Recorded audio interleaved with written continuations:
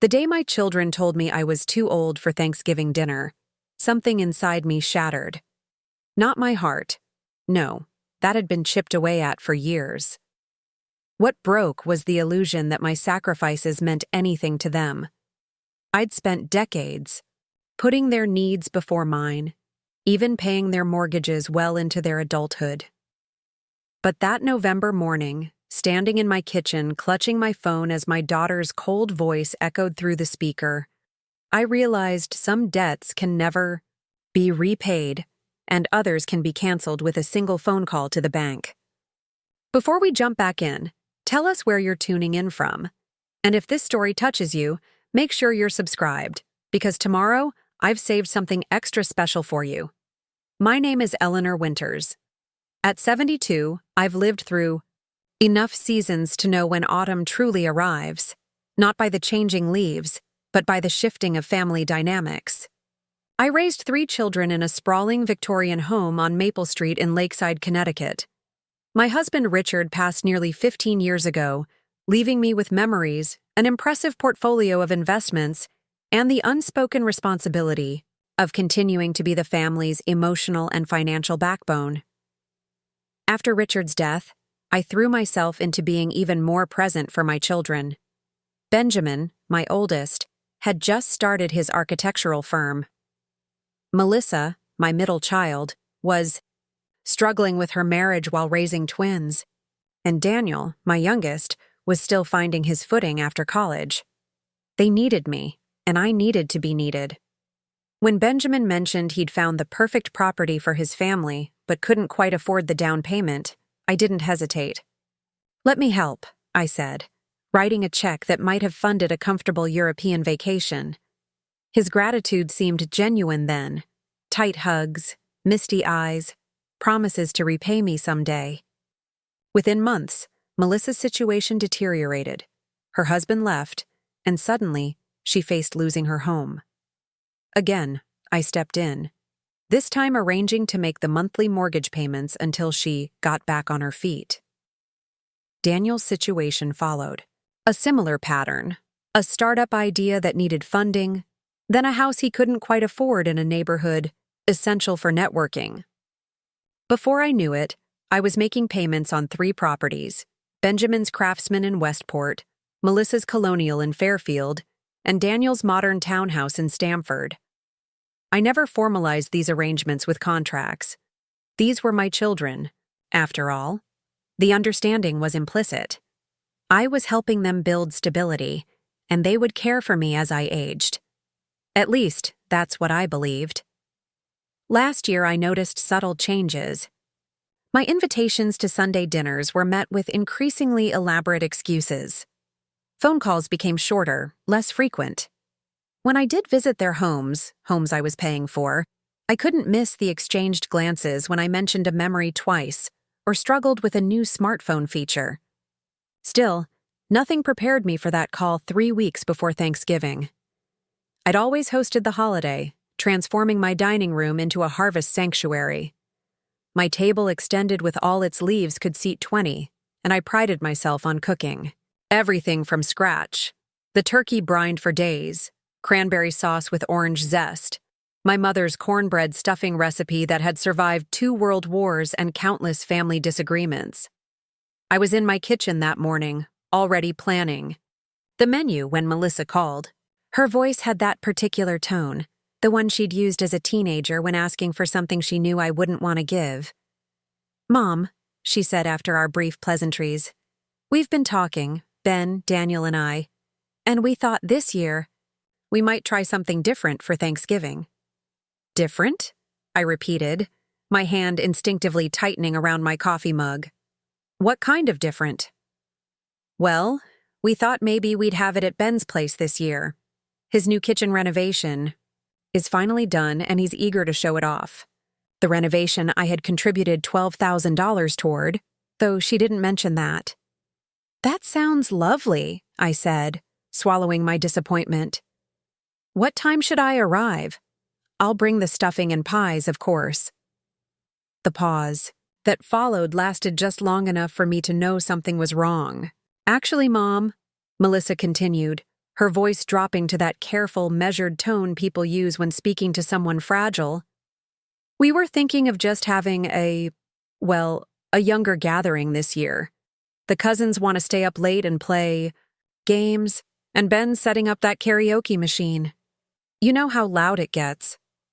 My kitchen suddenly seemed too warm, too bright. "I'm not sure I understand," I said, though I was beginning to understand perfectly.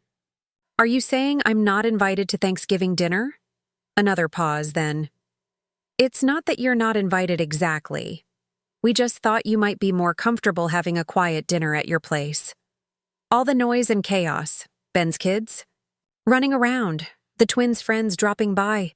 It gets overwhelming even for us. We worry it might be too much for you at your age." At my age? Those 3 words landed like stones. "I see," I said, my voice sounding distant even to my own ears. "And have you discussed who will be making the cornbread stuffing? Or the cranberry sauce? Or managing the timing of the turkey so it doesn't dry out while the potatoes are mashing?" "Mom," Melissa sighed, "we're all adults. We can handle a turkey. And honestly, we might try some new recipes this year. Gluten-free stuffing, maybe.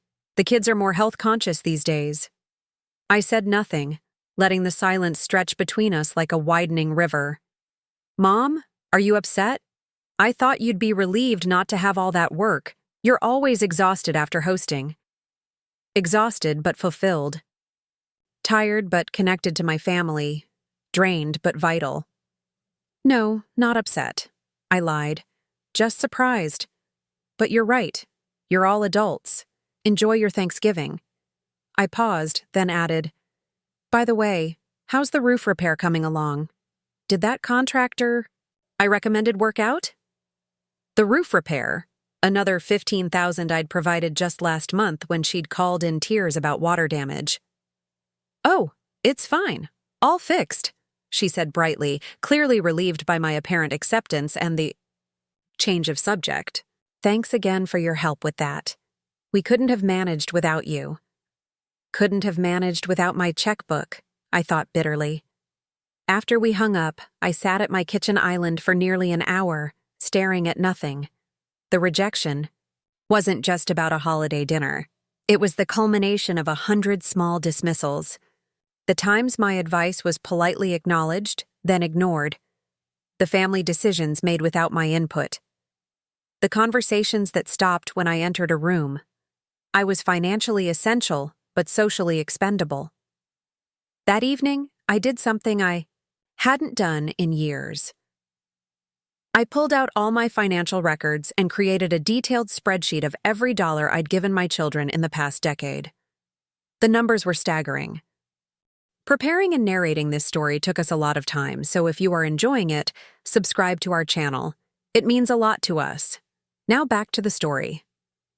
Benjamin's mortgage, $2,400 monthly for 6 years. Melissa's, $3,100 monthly for nearly 8 years, plus various emergency expenses. Daniel's, $2,800 monthly for 4 years, along with the initial down payment of $120,000. None of these arrangements had end dates. None included repayment plans. They had simply become my perpetual responsibility, an extension of parenthood that had somehow never ended despite my children being in their 40s. I poured myself a rare second glass of wine and made a decision that would change everything. I wasn't going to confront them or plead for inclusion. I wasn't going to guilt them with tears or angry accusations. Instead, I would simply stop being their financial safety net without being their mother. The next morning, I called my financial advisor, Martin, who had been warning me for years about the unsustainability of my generosity. "Eleanor," he said when I explained my plan, "are you certain about this? It's going to cause quite a storm in the family." "I'm certain," I replied, surprised by the steadiness in my voice. "And I'd like to move quickly before I lose my nerve." Within days, the machinery was in motion. I contacted each of the mortgage lenders, informing them that I would be making the final payments the following month. I transferred ownership of the investment accounts I'd set up for emergencies back to my main portfolio. I updated my will with my attorney, restructuring how my estate would eventually be distributed, not eliminating my children, but ensuring my assets would be protected by trusts with specific conditions. Then I waited. Thanksgiving was still 2 weeks away, and I wondered if I would hear from any of them before the holiday. I didn't. Not a call, not a text asking if I was doing all right on my own. Not even Benjamin, who normally called on Sundays, reached out, so I made new plans. I accepted an invitation from my friend Judith to join her family for Thanksgiving in Vermont. I booked a spa treatment for the day before. I arranged for my mail and newspaper delivery to be held, small details that gave me immense satisfaction, knowing I was making choices solely for myself. The mortgage payment notifications reached my children within days of each other, approximately 1 week before Thanksgiving. Benjamin called first, his architect's precision apparently extending to his bill-paying schedule. "Mom," he began without preamble when I answered, "there's been some mistake with the mortgage payment. The bank says you've notified them you're discontinuing payments." "That's correct," I said, admiring the vibrant sunset from my porch swing. "I am discontinuing payments." Silence then. "I don't understand. Is there a problem with your accounts? Are you having financial difficulties?" The concern in his voice might have warmed me once. Now it just sounded like panic about his own situation. "No, Benjamin. My finances are in excellent order. I've simply decided that at my age," I couldn't resist emphasizing those words, "I should be more careful with my resources. Retirement can be so unpredictable, you know." "Mom, we had an arrangement," he said, his voice tightening. "Did we?" "I don't recall signing any documents to that effect. I've been helping you because I wanted to, and now I want to stop. I'm sure with your firm doing so well, you can manage the payments yourself." "This is completely out of nowhere. The holidays are coming up, the kids' winter activities all have fees due, and Claire just ordered new furniture for the living room." "The living room with the custom bay windows I paid to have installed last spring?" I interrupted, surprising myself with my sharpness. "That's not fair," he said. "You offered to help with those. You said you wanted the grandkids to have a nice view of the garden." "Yes, I did. And now I'm offering to stop helping. I'm sure you'll manage." I paused, then added, "By the way, I won't be alone on Thanksgiving after all. Judith invited me to Vermont with her family. Do give everyone my love at your younger gathering." I ended the call before he could respond, my heart pounding, but my resolve strengthening. Melissa's call came about 20 minutes later, her voice already tearful. "Mom, what's going on? Ben just called me freaking out about the mortgage payments, and then I checked my email and found the same notice from my bank." "Yes, I've decided to discontinue those payments," I said calmly. "It's been 8 years, Melissa. The arrangement was until you got back on your feet, if I recall correctly. But I'm a single mother.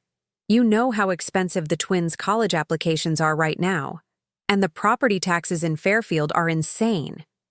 "Indeed they are," I agreed. "Perhaps it's time to consider downsizing to something more manageable on your income." "Downsize? Leave Fairfield? The kids would have to change schools their senior year. How can you even suggest that?" I closed my eyes, remembering how many times I'd moved as a child because my own parents couldn't afford stability. How I'd promised myself my children would never know that uncertainty. How I'd worked alongside Richard to ensure we could provide them with opportunities we'd never had. "Life often presents us with difficult choices," I said. "I'm sorry if this causes you hardship, but my decision is final." "This is about Thanksgiving, isn't it?" she accused. "You're punishing us because we wanted one holiday without having to worry about you forgetting conversations or needing everything explained 3 times. Her words hit like a physical blow.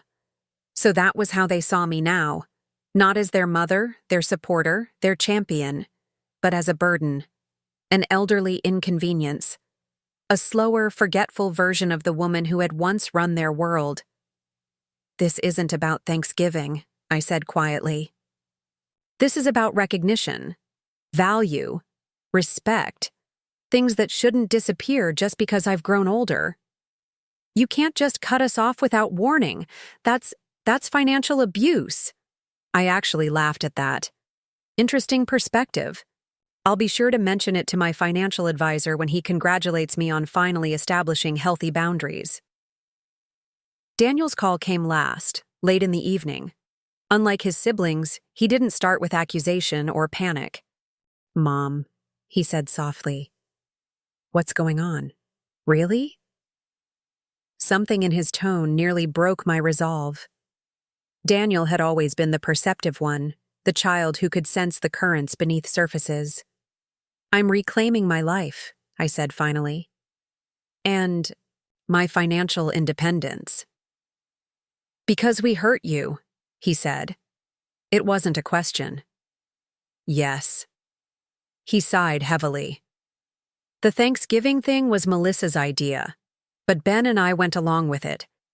We should have pushed back." "Yes, you should have," I agreed. "We can fix this. I'll call them right now. Tell them we're doing Thanksgiving at your place like always." "No," I interrupted. "I already have plans. And this isn't just about one holiday dinner, Daniel. This is about years of taking me for granted, of accepting my financial support while gradually excluding me from your lives except when it's convenient, of treating me like I'm somehow less valuable because I'm aging." "That's not how we see you," he protested. "Isn't it? When was the last time any of you asked for my advice, not just my checkbook? When did you stop seeing me as a person with something to contribute beyond money?" The silence that followed told me everything. "I'm not cutting you out of my life," I said more gently. "I'm just cutting the financial cords that have allowed you all to treat me as an ATM rather than your mother. We'll find a new way forward from here."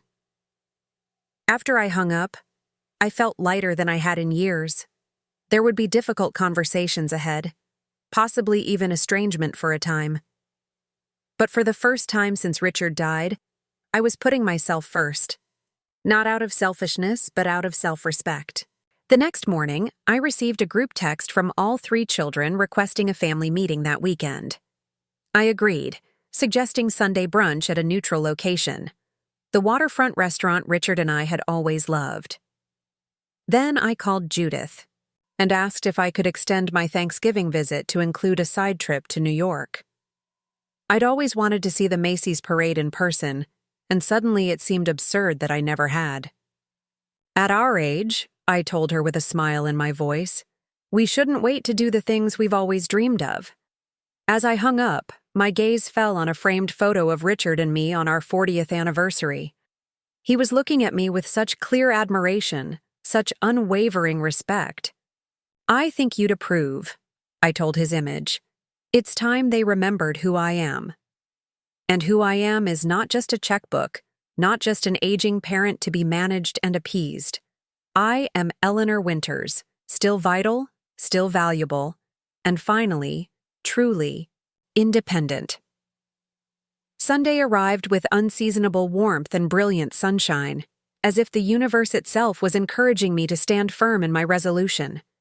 I dressed with particular care that morning, a tailored navy blazer over a silk blouse, pearl earrings Richard had given me on our 30th anniversary, and the vintage Cartier watch that had been my mother's. Looking in the mirror, I saw a woman of substance and dignity. Not a forgotten matriarch, but a force to be reckoned with. The Harbor View restaurant buzzed with weekend energy when I arrived, deliberately 15 minutes early. I secured a corner, table overlooking the water, ordered a mimosa, and waited. Power resides with the person who arrives first, sets the stage, and appears unruffled. Richard had taught me that during his years as CEO. They arrived together, a united front, Benjamin in his designer casual wear that cost more than my first car, Melissa in a cream-colored ensemble that beautifully complemented her auburn hair, and Daniel in his standard tech entrepreneur uniform of expensive jeans and a blazer. Once, the sight of my 3 children together would have filled me with nothing but pride and joy. Today, I noted their collective tension with a detached curiosity. "Mother," Benjamin greeted me with a stiff kiss on the cheek. He'd reverted to the formal address, a sure sign he was upset. Melissa hugged me tightly, performing affection with the theatrical flair she'd perfected in high school drama club. Daniel simply squeezed my hand, his eyes searching mine with genuine concern. "Thank you all for coming," I said once they were seated. "Shall we order first? I find difficult conversations go better with good food." Their exchanged glances told me they'd planned to launch immediately into their grievances. I'd disrupted their script, and I intended to keep doing so. Over smoked salmon benedicts and avocado toast, we maintained surface-level pleasantries. Benjamin described his latest architectural project, Melissa mentioned the twins' college applications, and Daniel shared news about his company's expansion. I listened attentively, asked thoughtful questions, and behaved exactly as I always had, like a mother genuinely interested in her children's lives.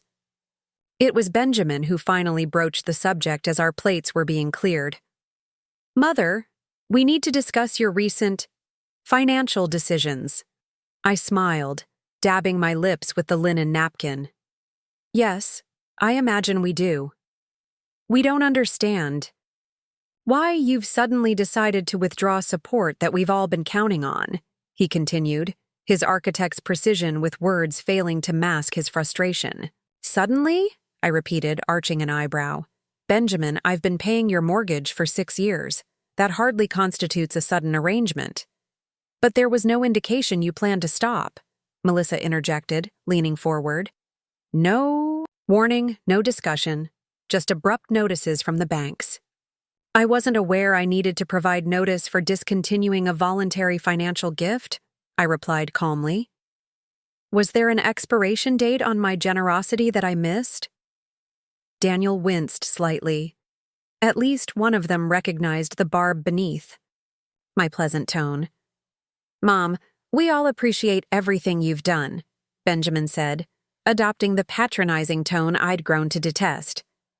"But your timing is problematic.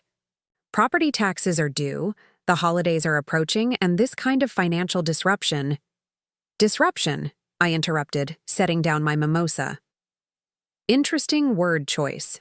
Tell me, was it disruptive when Melissa informed me I wasn't welcome at Thanksgiving dinner because I'm too old? Was it disruptive when none of you called to check if I would be spending the holiday alone? Or is disruption only meaningful when it affects your bank accounts?" Silence fell over the table. Melissa's eyes widened, Benjamin shifted uncomfortably, and Daniel examined his coffee cup with sudden interest. "That's not fair," Melissa finally said, her voice smaller than before. "The Thanksgiving thing was a misunderstanding. We weren't trying to exclude you." "Please don't lie to me," I said quietly. "You've always been a terrible liar, even as a child. You told me quite clearly that the gathering would be better suited to younger people, and that at my age, I might find it overwhelming. Those were your exact words." Benjamin cleared his throat. "Mom, if this is some kind of revenge for a perceived slight—" "Perceived?" My laugh surprised even me with its sharpness. "There was nothing perceived about my exclusion, Benjamin. It was stated quite explicitly. But no, this isn't revenge. This is consequence." I looked at each of them in turn, these adults who had once been the center of my universe. "For years, I've subsidized your lifestyles without complaint. I've provided financial support well beyond what any parent should be expected to give adult children. And gradually, as you've grown more dependent on my money, you've grown less interested in my presence in your lives." "That's not true," Daniel protested, finally speaking up. "We love having you in our lives." "When was the last time any of you invited me to dinner without needing something from me?" I asked. "When did you last call just to chat, not to thank me for a check or ask for another favor?"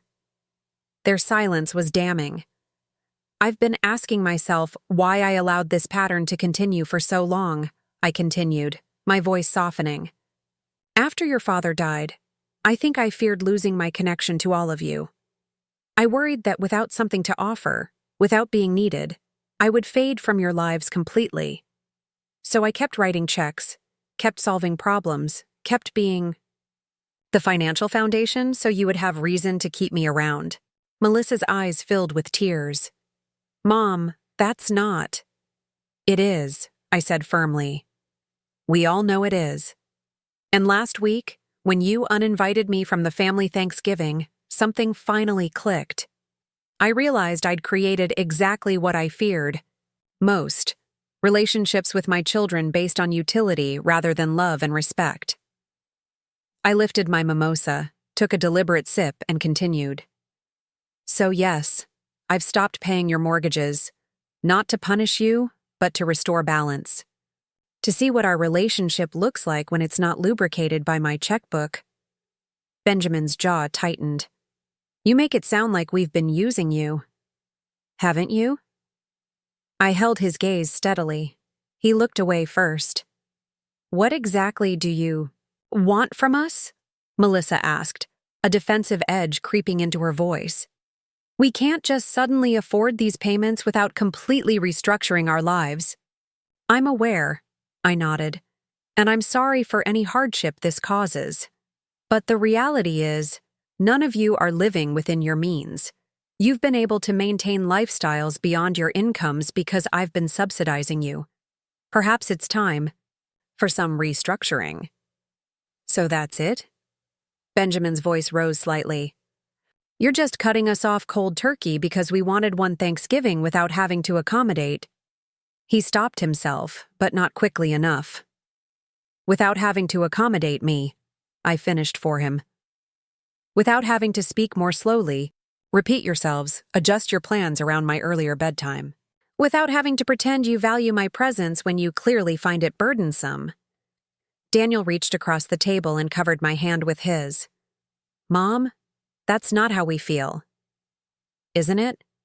I withdrew my hand gently.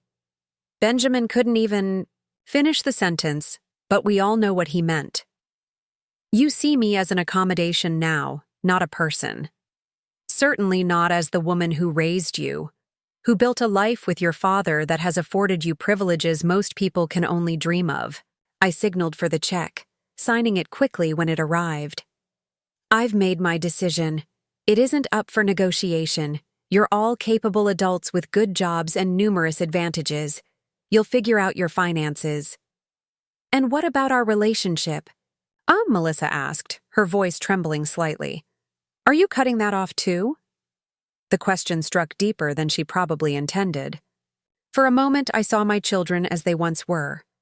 Benjamin constructing elaborate block towers that he refused to let anyone knock down. Melissa organizing neighborhood talent shows where she always claimed the starring role, Daniel following. Me around the garden asking why about every plant and insect. That depends entirely on you, I said more gently. I will always be your mother. I will always love you. But from now on, our relationship needs to be based on genuine desire for connection, not financial dependency. I stood, smoothing my blazer. I won't be available for the next 2 weeks. I'm spending Thanksgiving with Judith in Vermont, then we're going to New York to see the Macy's parade.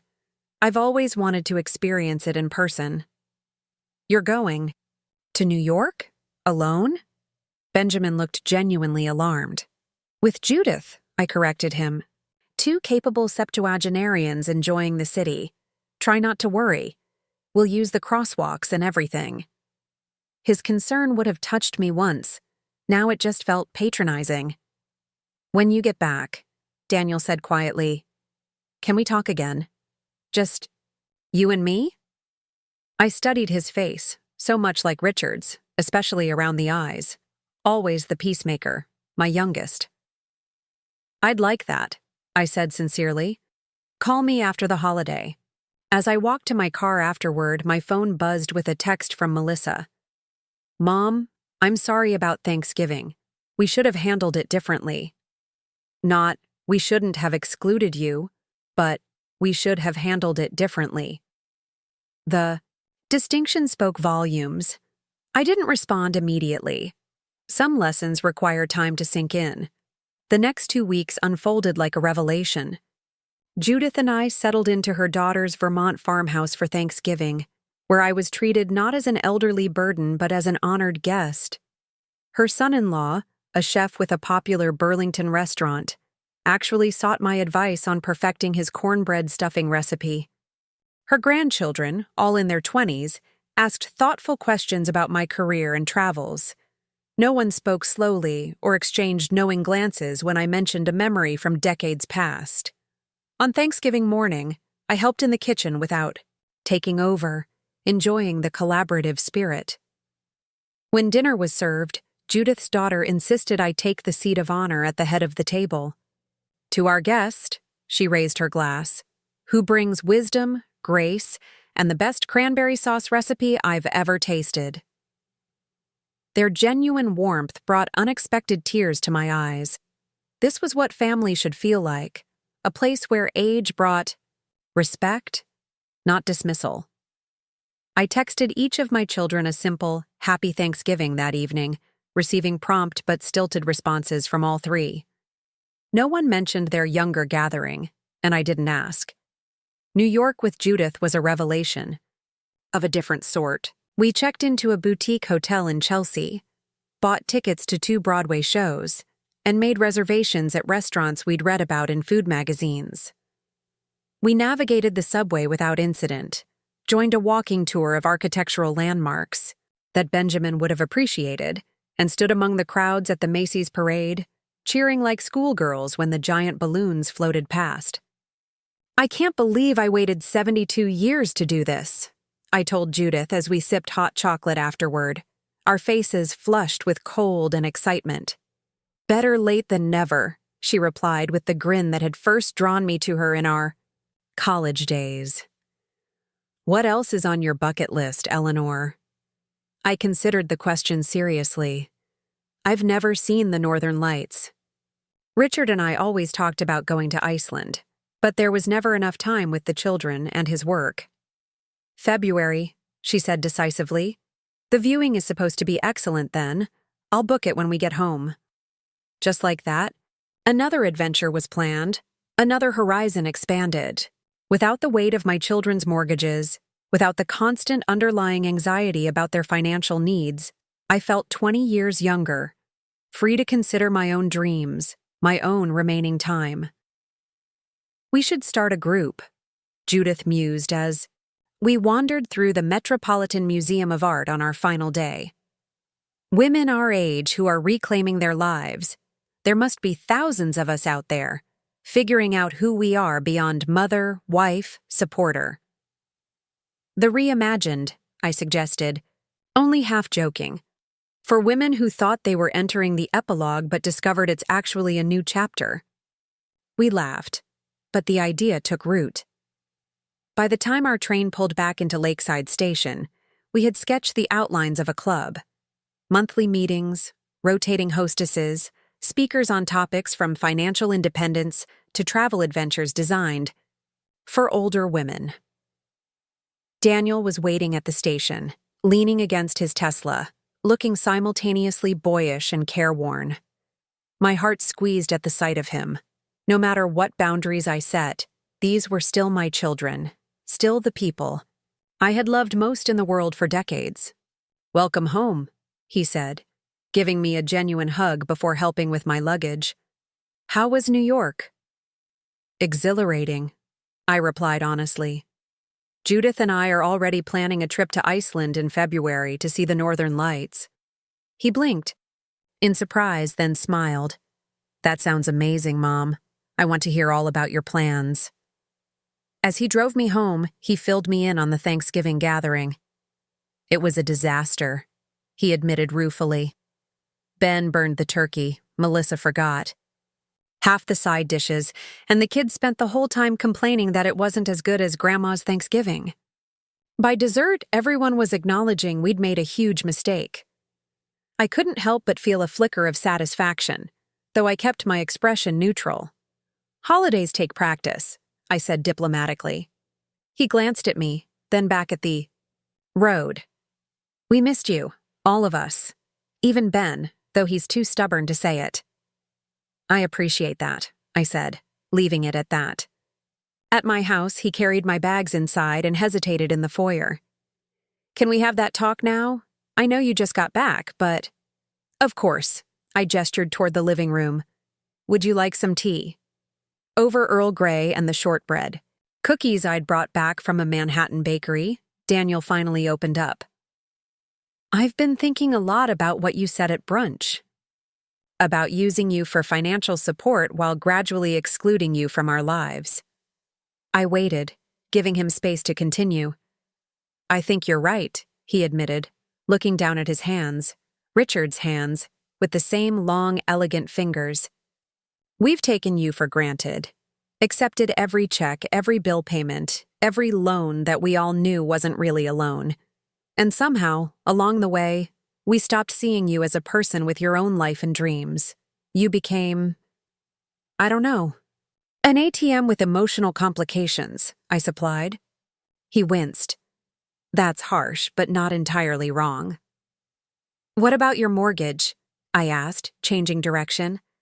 Have you figured out a solution? He nodded. I've listed the townhouse. It's more space than I need anyway, and with the market in Stamford, I should be able to sell at a profit. I'm looking at condos closer to my office, smaller, but actually more practical for my lifestyle. I felt a surge of pride. Of my 3 children, Daniel had always been the most pragmatic, the quickest to adjust course when necessary. I'm also talking to Ben and Melissa, he continued, trying to help them see that this isn't about punishment, it's about recalibration. Ben's furious, you know how he gets, but I think Melissa is starting to understand. And how do you feel? I asked quietly. He considered this for a long moment. Honestly, embarrassed. I'm 42 years old, Mom. I run a successful tech company. I should have been handling my own mortgage years ago. He met my eyes directly. I'm sorry for taking advantage of your generosity. And I'm even more sorry for not valuing your presence in my life the way I should have. The sincere contrition in his voice brought tears to my eyes, but I blinked them away. This moment wasn't about my emotional validation. It was about my son's growth. Thank you for that, I said simply. It means a great deal to hear you say it.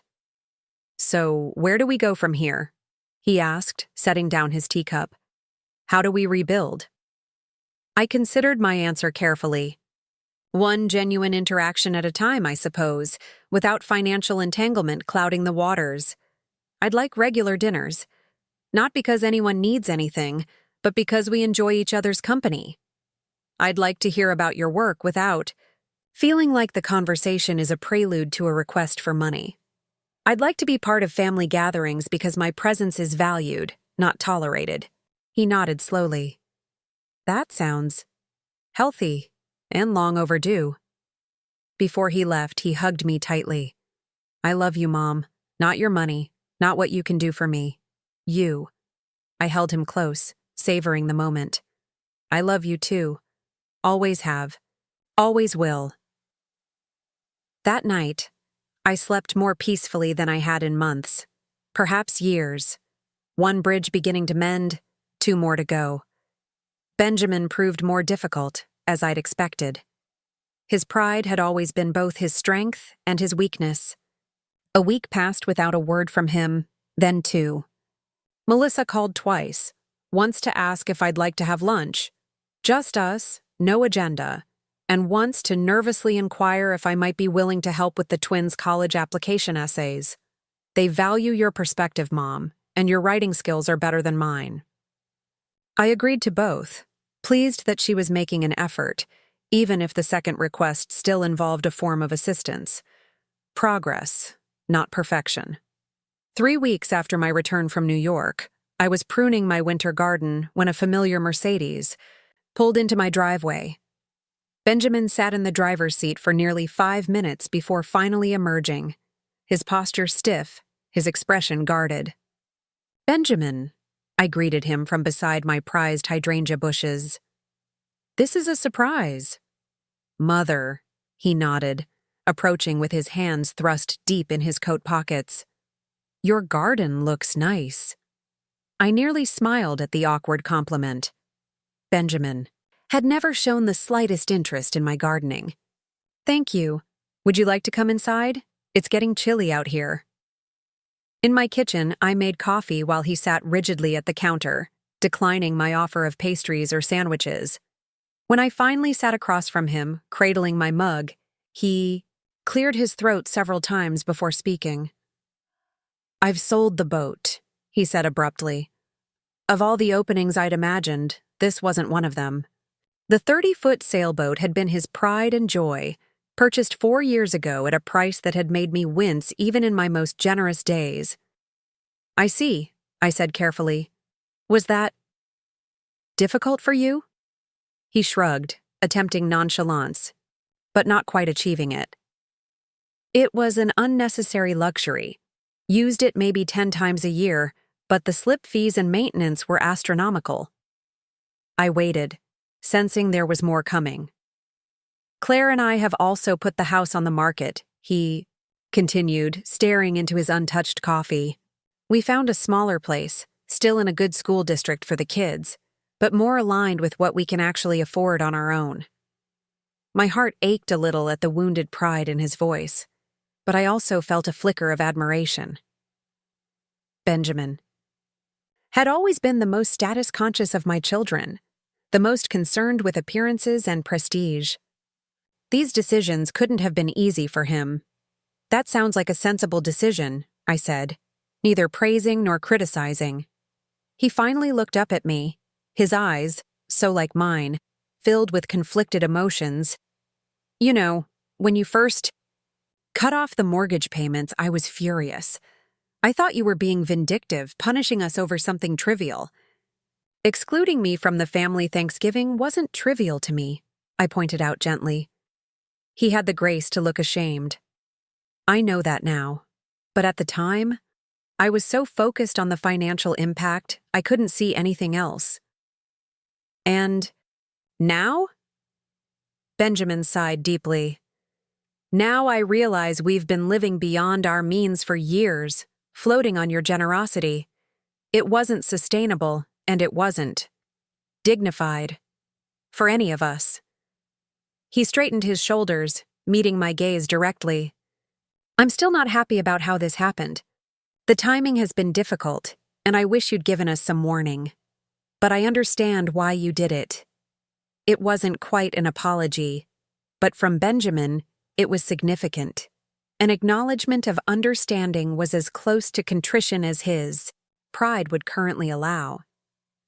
"Thank you for telling me," I said sincerely. "I know these adjustments can't be easy." He grimaced. "Claire's not thrilled about downsizing. The kids are complaining about potentially changing schools.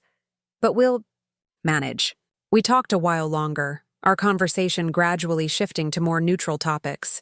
His current architectural projects, Claire's plan to return to part-time work now that their youngest was in middle school, my trip to New York with Judith. By the time he left, some of the stiffness had gone out of his posture, some of the defensiveness from his voice. At the door, he hesitated, then said gruffly, "We're doing Christmas at the house before we move. The whole family. We'd like you to come if you're willing." "I'd like that," I said, smiling genuinely. Another bridge, beginning to mend. As winter settled over Lakeside, I found myself busier than I'd been in years, but with activities of my own choosing. Judith and I launched our group, the Reimagined had stuck, with 12 women from our extended social circle, all over 65, all seeking connection and purpose beyond traditional grandmother roles.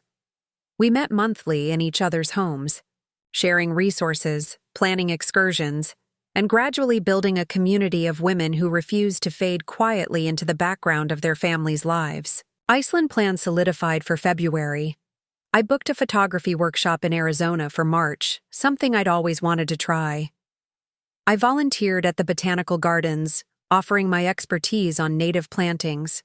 I reconnected with old friends I'd neglected while focusing so intensely on my children's needs. And gradually, cautiously, my relationship with my children began to transform. Melissa invited me to Sunday dinners. Not every week, but regularly. We worked together on the twins' college essays, and when both were accepted to excellent schools, she insisted I join them for the celebration dinner. "They wouldn't have gotten in without your help," she said, and I detected genuine gratitude rather than perfunctory acknowledgement. Daniel kept his word about selling the townhouse, moving into a sleek downtown condo that suited his bachelor lifestyle much better. He invited me to the housewarming, proudly showing me around a space that reflected his personality rather than aspirational living. "No mortgage on this one," he told me with a wink. "Paid cash with the profit from the townhouse sale and some company stock." Even Benjamin gradually softened. Their new home was indeed smaller, but was thoughtfully designed. He was an architect after all, and felt warmer, more lived in than their showcase of a house ever had. Claire confided one evening, "It's actually a relief. I was always afraid. To let the kids really play in the other house, everything was so perfect and expensive. This feels like a home, not a museum." Christmas arrived with a fresh blanket of snow, and for the first time in years, no financial stress on my part. No last-minute calls about unexpected expenses, no quietly transferred funds to cover lavish gifts. I bought thoughtful presents. For everyone, but nothing extravagant. My children did the same. As we gathered around Benjamin's tree, possibly the last Christmas in that house before their move, I looked at my family with clear eyes. Imperfect, still learning, but trying. The dynamics had shifted, power had rebalanced, and in the process, something healthier had begun to emerge. After dinner, as the grandchildren played with their new gifts and the adults sipped eggnog by the fire, Melissa sat beside me on the sofa. "Mom," she said quietly, "we're planning next year's Thanksgiving.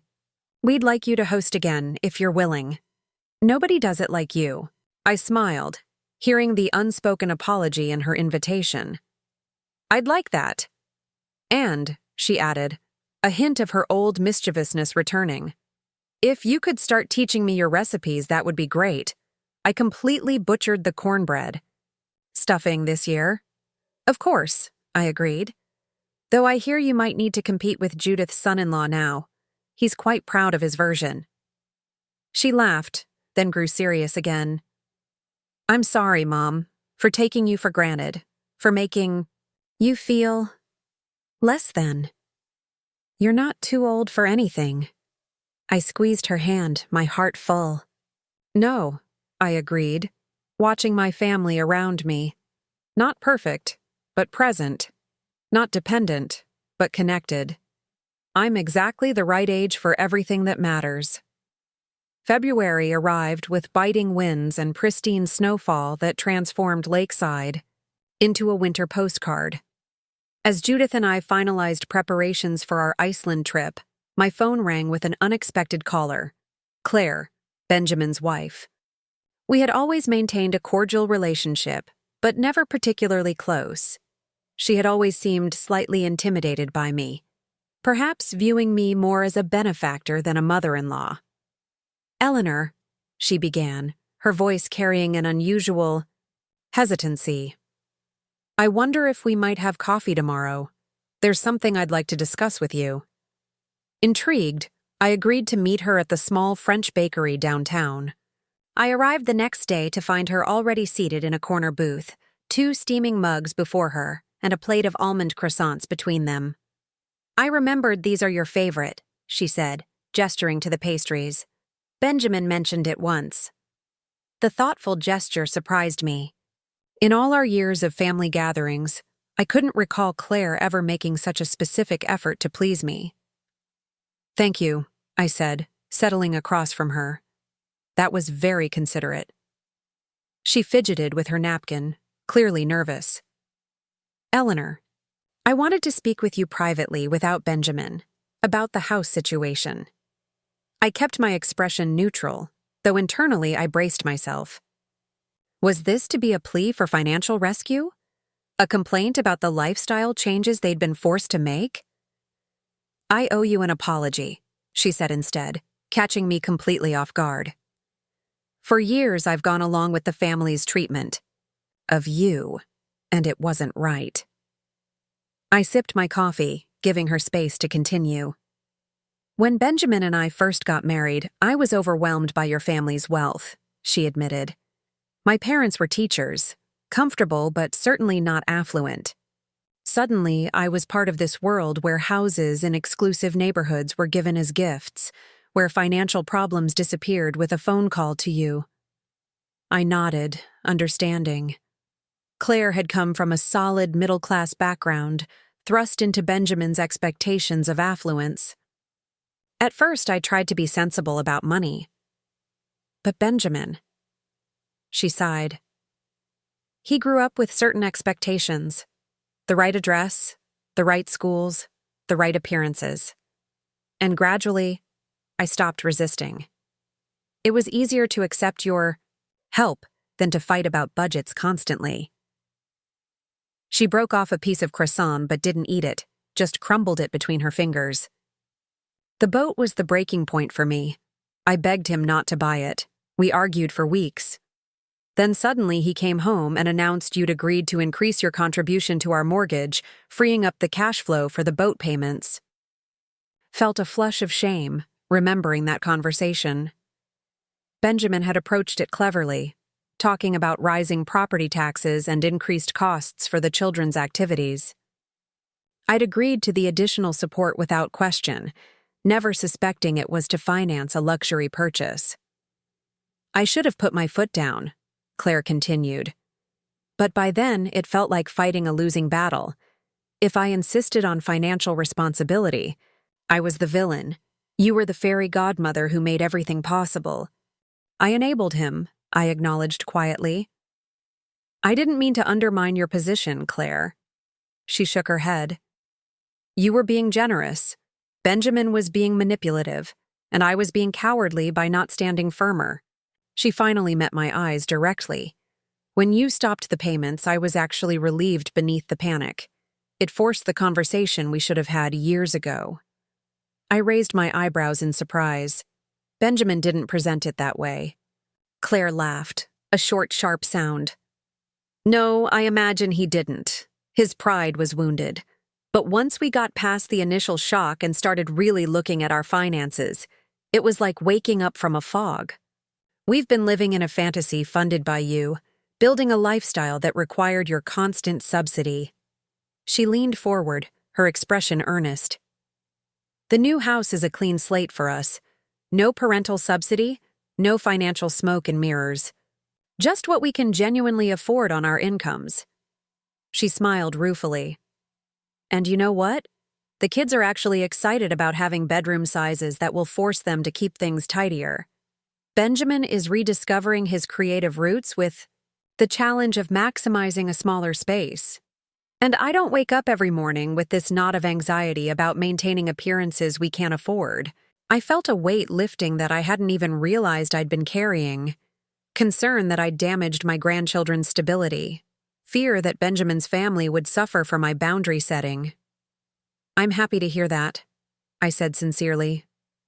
"I never wanted to cause hardship, but I needed to restore balance." "You did the right thing," Claire said firmly. "I know Benjamin is still adjusting. His pride runs deep, but this change has been healthy for our marriage. We're having real conversations about priorities, values, what we want to model for our children." She reached across the table and squeezed my hand. "Thank you for forcing us to grow up, even if we resisted at first." As I drove home, I reflected on Claire's words. The narrative I'd constructed, that I was punishing my children by withdrawing support, shifted subtly in my mind. Perhaps what I'd done wasn't punitive at all, but rather the greatest gift I could have given them. The opportunity to stand completely on their own feet, to build lives scaled to their actual resources rather than my supplementary ones. The Realization brought a lightness to my step as I continued preparations for Iceland. Judith and I had booked a specialized tour for the Northern Lights, small group, expert guides, accommodations in glass-roofed cabins that would allow us to potentially see the aurora borealis from our beds if the weather cooperated. "Have you ever been this excited about a trip?" Judith asked as we shopped for appropriate cold weather gear at the outdoor equipment store in town. I considered the question seriously. Not since Richard and I went to the Galapagos for our 35th anniversary, I realized. That was the last time I traveled purely for myself, not revolving around family obligations or the children's schedules. "Well then," Judith grinned, holding up a particularly technologically advanced pair of insulated gloves, "we'd better make this one count." The trip exceeded every expectation. Iceland in February was indeed brutally cold, but equipped with proper layers and the exhilaration of adventure we barely noticed. Our small tour group consisted of 12 travelers, primarily couples in their 50s and 60s, plus one father-daughter pair and another solo woman about our age named Marion, a retired judge from Oregon who quickly became our third musketeer. On our third night, the skies finally cleared and the aurora made its appearance, rippling curtains of green and purple light dancing across the black canvas of night. Our entire group stood outside in reverent silence, necks craned upward, mittened hands clutching hot drinks, as the lights shimmered and twisted above us. "I've waited my entire life for this," I whispered, tears freezing on my cheeks. "Worth every minute of the wait," Judith agreed, her voice thick with emotion. In that moment, I felt Richard's presence acutely, as if he were standing beside me sharing the wonder. I could almost hear his voice. "See, Ellie, the world still has magic to show you." The remainder of the trip passed in a blur of stunning landscapes, delicious meals, and deep conversations with our fellow travelers. By the time we returned to Connecticut, Marion had been incorporated into our reimagined group via Zoom, and the three of us had already begun planning a summer trip to the Cotswolds in England. I arrived home to find my house spotless, and a vase of fresh flowers on the kitchen counter. A note in Daniel's handwriting read, "Welcome back, world traveler. Thought you might appreciate coming home to a clean house and no chores. Dinner at my place this weekend? Want to hear all about Iceland? Love you." The gesture brought tears to my eyes. Not because he'd cleaned my house, though that was certainly thoughtful, but because he'd referred to me as a world traveler, acknowledging and celebrating this new dimension of my identity rather than expressing concern or disapproval. I was barely unpacked when Melissa called, her voice brimming with excitement. "Mom, the twins both got scholarships. NYU for Emma and Boston University for Ethan." "That's wonderful," I exclaimed, genuinely thrilled for my grandchildren. Both were bright, hard-working students who deserved recognition. "We need to celebrate," she continued. "I was thinking a family dinner next weekend. Everyone's available Saturday." "I'd love that," I agreed. "My place or yours?" "Actually," she hesitated momentarily, "I was hoping we could do it at Pellegrino's. On me," she added. Quickly. "I just got a raise at work and I want to treat everyone." I felt a surge of pride. Melissa had returned to full-time work at her marketing firm about 5 years earlier, but this was the first time she'd ever suggested hosting a family celebration at her own expense. "That sounds perfect," I said warmly. The celebration dinner was everything a family gathering should be: joyful, relaxed, centered on genuine accomplishment rather than materialism. Watching my grandchildren glow with pride as their mother toasted their achievements, I felt a profound gratitude for how our family dynamics were evolving. Benjamin and Claire arrived slightly late, apologizing for the delay. "House showings ran long," Benjamin explained. "We have 2 serious offers already." "That's wonderful," I said. "The market must be stronger than you expected." "It's not just the market," Claire said, exchanging a significant glance with her husband. "Benjamin's design touches command a premium. The real estate agent said she's never seen a home where the owner's architectural expertise added so much value. Benjamin actually blushed at the compliment, a sight I hadn't witnessed since he was a boy. It's bittersweet, he admitted. I put a lot of myself into that house, but I'm excited about the new project too. Throughout dinner, I observed my children with new eyes. Benjamin spoke animatedly about the design challenges of their smaller home, his creative energy visibly rekindled. Melissa shared details about her promotion with quiet confidence, no longer diminishing her professional accomplishments in family settings. Daniel described a mentoring program he'd started at his company, revealing a depth of leadership I hadn't fully appreciated before. They were beginning to blossom into their full potential without the shelter and shadow of my financial canopy. As coffee and dessert arrived, Emma, the more outspoken of the twins, suddenly addressed me directly. "Grandma, we wanted to thank you for helping with our application essays. Dad says you're the reason our personal statements stood out." I glanced at Benjamin in surprise. He nodded, a sheepish smile playing at his lips. "You've always had a way with words, Mother. I should have acknowledged your help more explicitly." "It was my pleasure," I said, touched by the recognition. "You both wrote about meaningful experiences authentically. That's what makes a personal statement effective." "Actually," Ethan said, "we were wondering if you might help us with something else. We have to choose freshman seminars soon, and we're both overthinking it." "I'd be happy to give my input," I offered. "Great," Emma beamed. "Can we come over next week? We can bring lunch. There's this new Vietnamese place we want to try." The casual suggestion that they would bring food to me, that they wanted my advice without prompting from their parents, felt like a significant milestone. My grandchildren were seeing me as a person with valuable perspectives, not just as an elderly matriarch to be dutifully visited. The conversation flowed naturally to my Iceland adventure, with everyone listening attentively as I described the northern lights and the otherworldly landscapes. I shared photos from my phone, delighting in their genuine interest and questions. "Mom, you look so happy in these pictures," Melissa observed. "I don't think I've seen you this animated in years." "I am happy," I confirmed. "Happier than I've been since your father died, honestly." As we prepared to leave the restaurant, Benjamin pulled me aside. "Mother, I have a favor to ask. It's not financial," he added quickly, noting my expression. "It's about Dad's tools." Richard had maintained an impressive collection of woodworking, tools in his workshop behind the garage.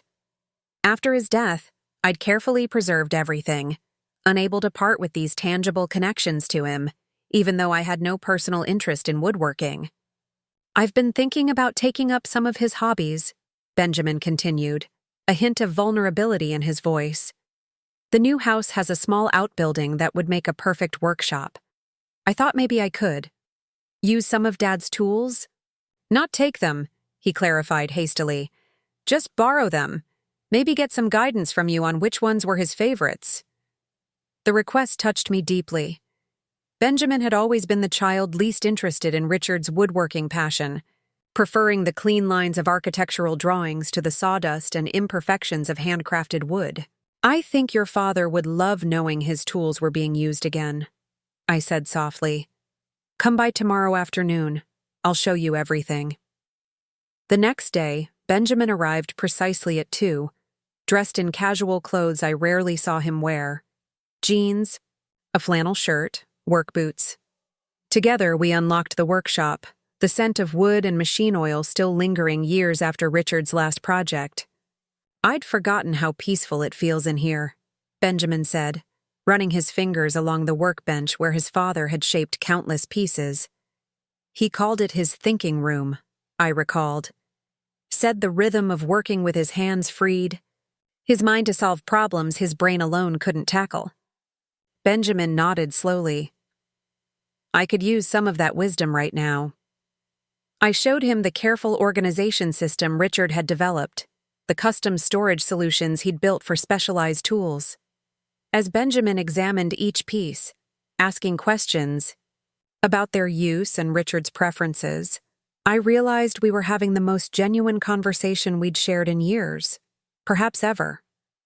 He tried to interest you in woodworking when you were young, I remembered. You weren't very receptive. Benjamin laughed ruefully. I was too busy trying to prove I was sophisticated. Woodworking seemed so ordinary compared to the architectural masterpieces I was studying. He picked up a hand-carved jewelry box Richard had made for our anniversary. I didn't understand then that there's profound beauty in creating something tangible with your own hands. He ran his fingers over the dovetail joints, the perfectly smooth finish. The house we're downsizing to, it needs work. Not major renovations, but character, personal touches.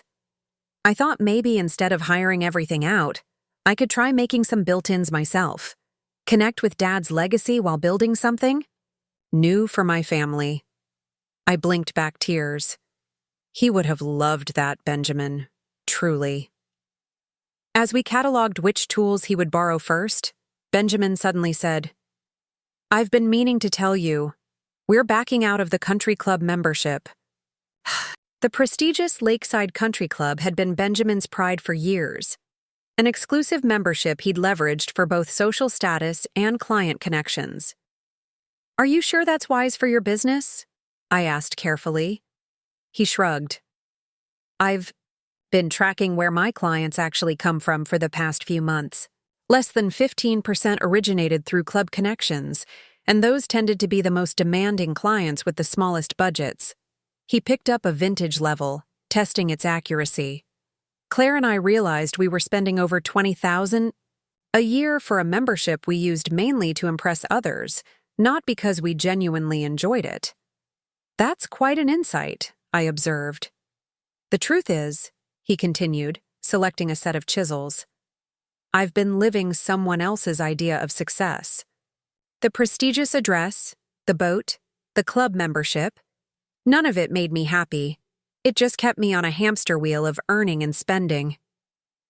I thought of Richard, who had achieved genuine financial success, but had always maintained perspective about money's proper place in a well-lived life.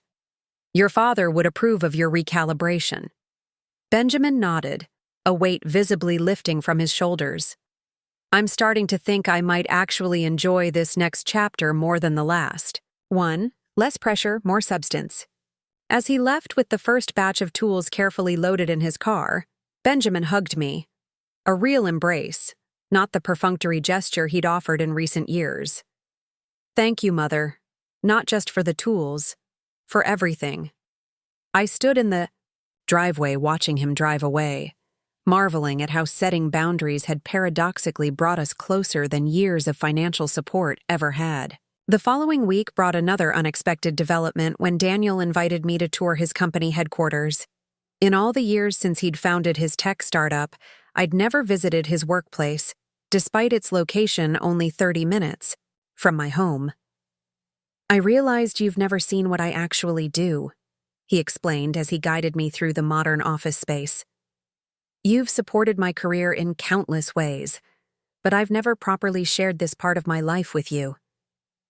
The tour was fascinating, not just for seeing the innovative workspace he'd created, but for observing how his employees responded to him. There was genuine respect in their interactions, a warmth that spoke to his skills as a leader, not just an entrepreneur.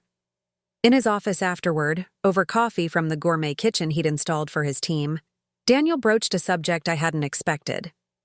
Mom, would you consider joining our company's advisory board? We've been expanding our services to include digital solutions for older adults, and frankly, we need perspective from sharp, tech-savvy seniors who can cut through the assumptions younger team members make. I nearly choked on my coffee. Me? On a tech company advisory board? Don't sell yourself short, he said seriously. You navigate technology better than most people your age, but you also have invaluable perspective on what works intuitively and what doesn't. Plus, you have decades of business experience from working with Dad. He leaned forward, eyes alight with genuine enthusiasm.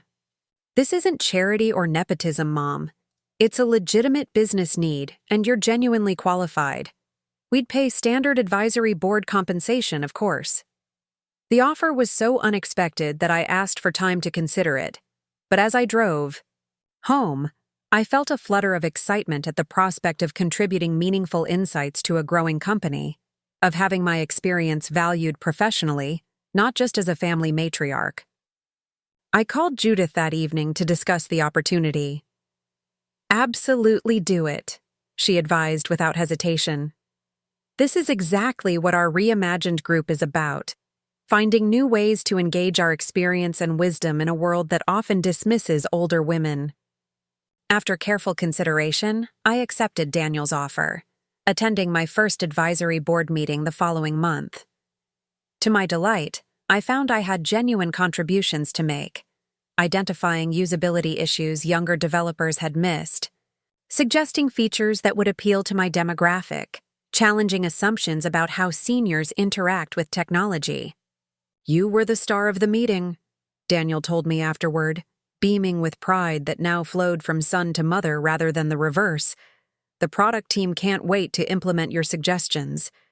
For the first time in years, I felt professionally relevant, not as Richard's widow or as the financial backbone of my children's lives, but as a person with valuable skills and perspectives of my own. Spring arrived with gentle determination, awakening my garden from its winter slumber. As I tended to the emerging bulbs and pruned the roses for new growth, I reflected on the remarkable transformation our family had undergone in just a few months. Melissa had fully embraced her career resurgence, her increased salary now allowing her to cover all her expenses independently. The twins were preparing for college with scholarships that significantly reduced the financial burden. She'd even begun dating again, cautiously, selectively, after years of focusing solely on parenting and survival. Benjamin and Claire had completed their move to the smaller but more sensible home, furnishing it thoughtfully with quality pieces they truly cherished, rather than the status symbols that had filled their previous residence. Benjamin had already completed his first woodworking projects, simple floating shelves and a window seat, with Richard's tools. The pride in his voice when he sent me photos was palpable. Daniel's company was thriving, and my role on the advisory board had expanded to include regular focus groups with seniors in the community, an initiative that had already improved their products and opened new market segments. He'd recently started seeing someone, a doctor he'd met through a medical technology collaboration, and had invited me to meet her, a step he'd rarely taken in previous relationships. My own life had expanded in ways I could never have anticipated. The reimagined group had grown to 24 members, including women from 3 neighboring towns who'd heard about our activities. We'd established a monthly speakers series at the library, focusing on topics relevant to women reclaiming independence in their senior years. Judith, Marion, and I had confirmed our Cotswolds plans for July and were researching a potential winter trip to New Zealand. One evening in late April, as I sat on my porch swing enjoying the lengthening days, Melissa arrived unexpectedly, carrying a bottle of wine and 2 glasses. "The twins are at their father's for the weekend," she explained, settling beside me. "I thought we might enjoy some mother-daughter time." We sipped our wine in comfortable silence for a few minutes, watching the sunset paint the sky in shades of pink and gold. "I've been thinking a lot about last Thanksgiving," she said finally, "about how callously I hurt you." "That's past now," I assured her. She shook her head. "It needs to be acknowledged properly. What I did, what we all did, was cruel. We excluded you because of your age, as if that somehow diminished your value or your right to be part of family celebrations." I listened, giving her space to continue. "I've been asking myself why we did that," she continued, swirling the wine in her glass. "And I think, for me at least, it was fear." "Fear?" I echoed, surprised. "Of what?" "Of time, of mortality, of the reminder that youth isn't permanent." She sighed deeply. When I looked at you, I wasn't seeing you clearly. I was seeing my own anxieties about aging, about becoming irrelevant or invisible. The insight struck me deeply. I had interpreted their exclusion as rejection, but perhaps it had been more complex. A misguided attempt to distance themselves from reminders of life's inevitable progression. The irony, I said gently, is that by trying to separate yourself from aging, you miss the wisdom that comes with it, the perspective, the freedom. She nodded, tears glistening in her eyes. I see that now.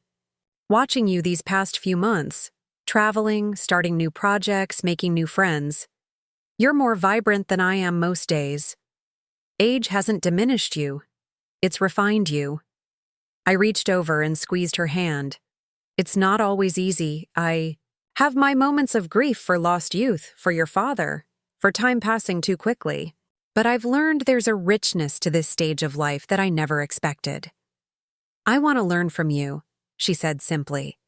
Not just about managing finances or cooking Thanksgiving dinner, but about living courageously at every age. As darkness settled around us and the first stars appeared, we talked more openly than we had in years, about her fears as her children prepared to leave home, about my adjustment to life without Richard, about relationships and careers and dreams, deferred and reclaimed. When she finally rose to leave, she embraced me tightly. Thank you for not giving up on us, Mom, even when we gave you every reason to. I will never give up on any of you, I assured her. But I won't diminish myself to keep you comfortable, either. She smiled through her tears. I wouldn't want you to. The real you, strong, independent, occasionally formidable, is exactly the mother I need, and the grandmother the twins need, and the woman this world needs. As I watched her drive away, I felt a profound sense of gratitude for the painful but transformative journey we'd undertaken.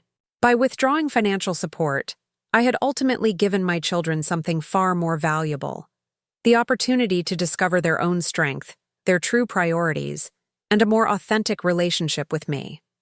The mortgage payments I'd canceled had purchased something money never could: genuine respect, hard-won independence, and family bonds based on love rather than obligation.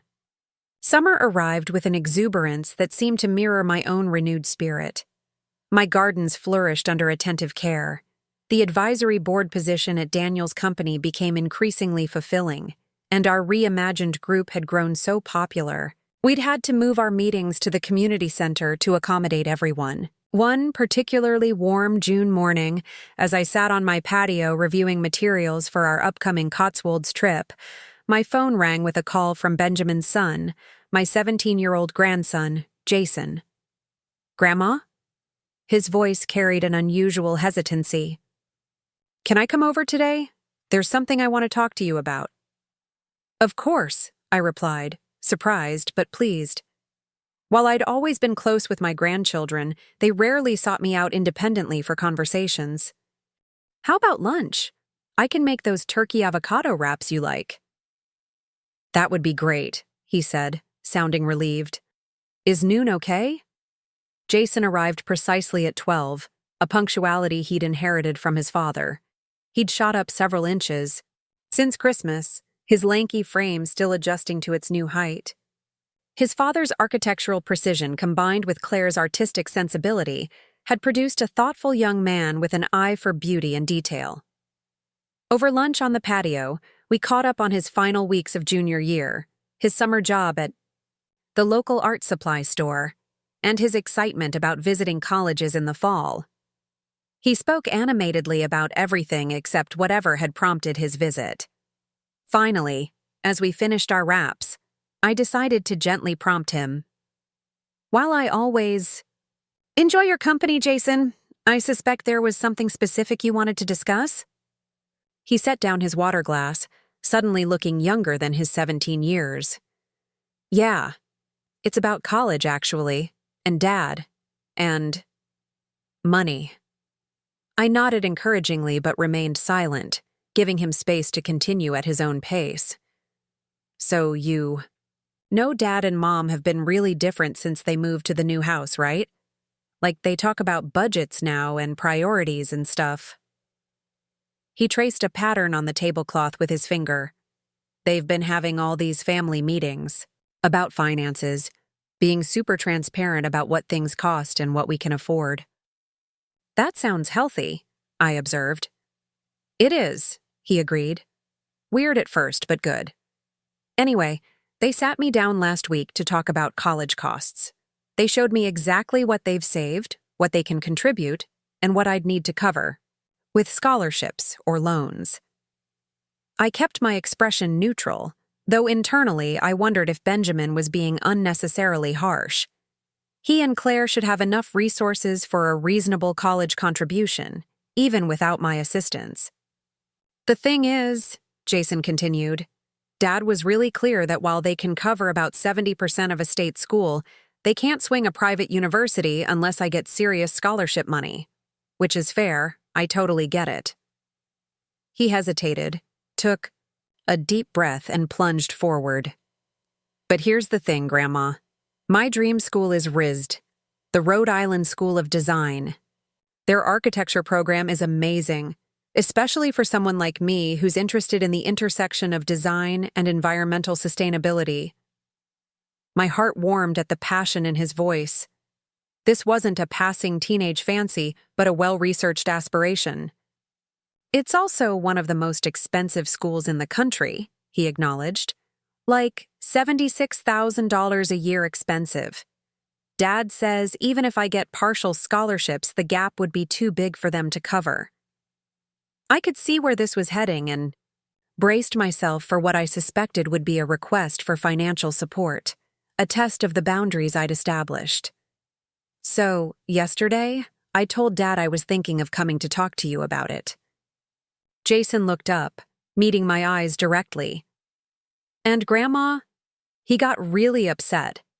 Not angry, but intense. He said I absolutely could not ask you for money for college, that the family had taken advantage of your generosity for too long, and that it would be disrespectful for me to try to continue that pattern. This was not what I had expected at all. I felt a surge of pride in Benjamin's stance, even as I wondered about Jason's reaction. How did that make you feel? I asked. Carefully. Confused at first, he admitted. Then kind of proud of Dad? Like he was taking a moral stand even though it might mean I can't go to my dream school. Jason straightened his shoulders. But that's not why I'm here. I didn't come to ask you for money. You didn't. I couldn't help the surprise in my voice. He shook his head firmly. No, I came to ask you for advice about how to make this work on my own. Dad said you put yourself through college before you met Grandpa, that you worked and got scholarships and made it happen without family money. I figured if anyone would know how to approach this challenge creatively, it would be you. Emotion. Closed my throat momentarily. This young man, this child of privilege who had grown up in a world of financial safety nets, was looking not for a handout, but for wisdom, for the tools to forge his own path. Your father is right, I said when I could trust my voice again. I did work my way through college, with scholarships and multiple jobs. It wasn't easy, but it was formative. Those years taught me more about perseverance and resourcefulness than any classroom ever could. Jason leaned forward eagerly. That's exactly what I want to learn. Dad says those skills matter more than the name of the school on my diploma. We spent the next 2 hours at my dining room table, researching scholarship opportunities, discussing portfolio development strategies for design programs, exploring gap year options that might strengthen his application while allowing him to save money. I shared stories of my own college years, the challenges, the exhaustion, but also the profound satisfaction of earning every credit through my own efforts. Have you considered applying to both RISD and state schools? I suggested. Keep your options open, apply for every scholarship possible, and then make an informed decision when all the financial aid packages are in front of you. He nodded thoughtfully. That makes sense. I shouldn't fixate on just one path. As our conversation wound down, I found myself reflecting on how different this interaction was from any I'd had with my own children at his age. They had grown up expecting parental financial support as their birthright. It had never occurred to them to view college funding as anything but guaranteed. "Jason," I said as he prepared to leave, "I want you to know how impressed I am by your approach to this challenge. Many young people would simply expect family resources to clear their path." He looked embarrassed but pleased. Dad talks about that a lot lately, about how he wishes he'd developed more independence earlier in life. He says the past few months have been like crash course adulting for him. I laughed at the apt description. Your father is learning valuable lessons, and he's ensuring you learn them earlier than he did. At the door, Jason paused. Grandma, there's one more thing. Dad doesn't know I'm telling you this, but he's really proud of how he's handling things now. Last week I overheard him telling Mom that for the first time in his adult life, he feels like he's standing on his own feet, not on your shoulders. He said it feels better than he ever imagined. The simple statement brought tears to my eyes. Thank you for sharing that, Jason. It means more than you know. After he left, I sat on my porch swing, processing our conversation. The ripple effects of my boundary setting were extending into the third generation, reshaping family dynamics in ways I couldn't have anticipated. My grandson had come to me not as an ATM, but as a mentor, seeking knowledge rather than currency, wisdom rather than a blank check. That evening, I received a text from Benjamin. Jason told me about your conversation. Thank you for guiding him toward independence rather than rescuing him. He came home energized about researching scholarships instead of defeated about costs. We're all learning. I smiled at the message, feeling our relationship healing in ways I hadn't thought possible 6 months earlier. The following week brought another unexpected development when Melissa called, her voice charged with uncharacteristic excitement. Mom, are you free for dinner tonight? Something amazing has happened, and I want to tell you in person. We met at a casual Italian restaurant downtown, where Melissa arrived practically vibrating with nervous energy. Before our drinks even arrived, she burst out with her news. I've been offered a partnership at the firm. Me, a partner at 46. Melissa, that's wonderful, I exclaimed, genuinely thrilled. She had returned to her marketing career, later than many of her peers, taking years away to raise the twins as a single mother. To rise to partnership level was a remarkable achievement. I still can't believe it, she admitted, her cheeks flushed with excitement. When Gerald called me into his office, I thought it might be about the Westridge campaign. Instead, he started talking about the firm's 5-year growth plan and how they wanted me to be part of the leadership team guiding that vision. They recognize your talent, I said. Your creative approach to the Madison account alone proved your strategic thinking. She looked surprised. You remember that campaign? Of course, I replied, slightly wounded that she would think otherwise. You walked me through the entire strategy over dinner last fall. It was brilliant work. I just didn't realize. She trailed off, then smiled apologetically. I guess I've underestimated how much attention you pay to my career. The comment revealed volumes about how she had perceived my interest in her life, as focused primarily on the grandchildren, perhaps, or on her financial needs rather than her professional accomplishments. I've always been proud of your work, I said quietly. Even when circumstances forced you to prioritize parenting over career advancement. Your creativity never diminished. It just found different outlets temporarily. She reached across the table and squeezed my hand. Thank you for that. For seeing the whole me, not just the struggling single mom. Our entrees arrived, and as we ate, Melissa shared the details of the partnership offer, the compensation package, the new responsibilities, the team she would be leading. The timing couldn't be better, she added. With the twins heading, To college, I'll have the capacity to fully commit to this role, and the financial aspects. She hesitated, then continued with newfound confidence. Well, for the first time since the divorce, I'll be more than comfortable on my own income. No more robbing Peter to pay Paul. No more lying awake calculating which bills can wait another week. You've worked incredibly hard for this, I acknowledged, both professionally and personally. I have, she agreed without false modesty. But I've also had tremendous support. She met my eyes directly. Mom, I know I wasn't always gracious about the financial help you provided all those years. Sometimes I resented feeling dependent, even while I accepted the assistance. It was complicated. Giving help can be complicated too, I admitted. There were times I enabled dependency rather than fostering growth, all while telling myself I was being supportive. We all have our reckonings to face. She nodded thoughtfully. Well, I want you to know I'll be taking over the twins' remaining college expenses, the portions not covered by scholarships and their own contributions. Your grandchildren will graduate without student loan debt, but it will be because of my efforts, not yours. That feels important somehow. It is important, I confirmed. For all of you.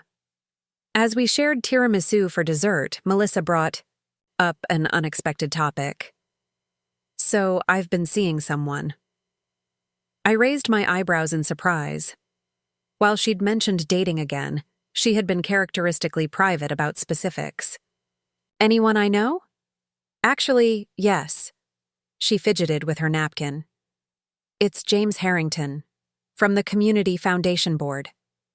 I did know James, a widower about my age, with grown children and grandchildren of his own. He was well respected in the community, thoughtful and intelligent without being showy about either quality. James is a lovely person, I said carefully, wondering about the age gap. Reading my expression, Melissa laughed. I know what you're thinking. He's almost 20 years older than me, but Mom, he's restful. After years of carrying everything alone, of being the responsible one, the planner, the fixer, it's incredibly appealing to be with someone who is steady, established, confident in who he is. I considered this, recognizing the wisdom in her perspective. That makes sense. You've had to be the rock for so long.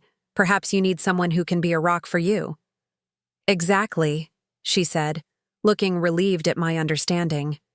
We're taking things very slowly. The twins, like him, they actually knew him before I did, through the youth symphony program he sponsors. And he respects my career, my independence. He's not looking for someone to take care of or to take care of him. Just a true partner. As she spoke about James, I noticed a relaxed quality to her expression I hadn't seen in years. The perpetual tension she'd carried since the divorce, the vigilant, slightly desperate energy of someone always bracing for the next crisis, had softened. He sounds wonderful, I said sincerely. I'd love to have dinner with both of you sometime, when you're ready for that step. I'd like that too, she said, then hesitated before adding, and Mom? Thank you for not judging the age difference, for seeing what matters instead of just the numbers. The irony wasn't lost on me. My daughter, who had deemed me too old for Thanksgiving dinner just months earlier, was now seeking my acceptance of her relationship with an older man.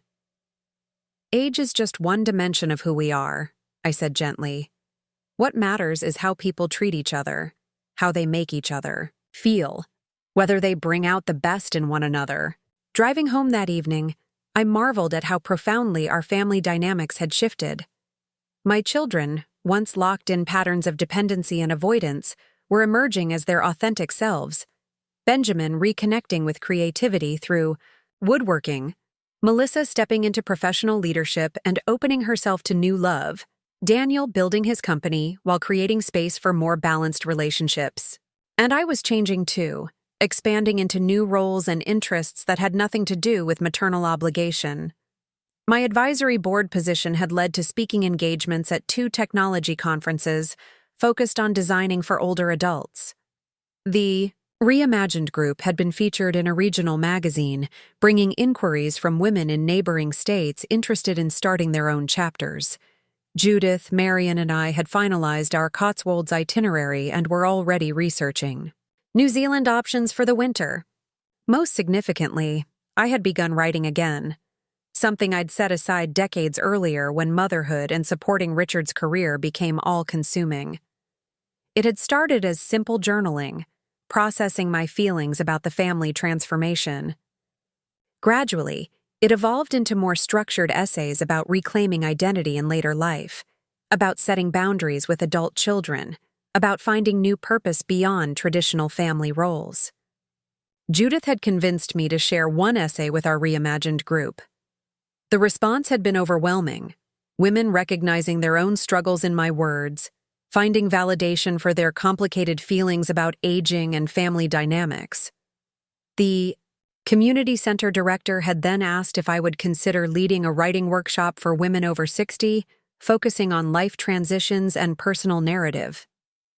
Your words give voice to experiences many women our age struggle to articulate, she'd explained. There's tremendous power in that kind of shared understanding. The workshop was scheduled to begin in August after the Cotswolds trip. I'd already started developing prompts and exercises, drawing on both my personal experience and the creative writing courses I'd taken in college, before practical concerns led me toward accounting instead. As July approached, bringing with it the anticipation of our English adventure, I found myself reflecting on the extraordinary year of transformation our family had experienced. From the painful exclusion at Thanksgiving to the genuine connections now forming between us, connections based on mutual respect rather than financial dependency, we had traveled an emotional distance I could scarcely have imagined. The weekend before my departure for England, Daniel organized a family dinner at his condo. Nothing fancy, he insisted when I offered to host instead. Just a casual evening before your big trip. I arrived to find not just my children and grandchildren, but also Melissa's new beau James, Benjamin's mother-in-law who was visiting from Oregon, and even my sister Vivian who lived in Philadelphia and rarely made the trip to Connecticut for family gatherings. The terrace had been transformed with string lights and colorful potted plants, a long table set for 12 with simple but elegant settings. Surprise, Daniel grinned as he took my purse. We couldn't let you leave for 3 weeks without a proper send-off. The evening unfolded with an ease we hadn't experienced as a family in years, perhaps ever. Conversations flowed naturally, laughter came readily, and most remarkably, no one treated me as fragile or peripheral. When the topic turned to my upcoming trip, the questions were engaged and thoughtful, focused on my interests and expectations rather than concerns about my capacity to travel. After dinner, as we lingered over coffee and the berry tart Claire had brought, Benjamin tapped his glass gently. I'd like to say something if I may. The table quieted, all eyes turning toward him. Benjamin had always been the most reserved of my children, the least likely to make spontaneous speeches or public declarations of feeling. A year ago, he began, his voice steady but threaded with emotion. Our family was in a very different place, functioning on the surface but underneath. He paused, searching for the right words. Underneath, we were caught in patterns none of us fully recognized or acknowledged.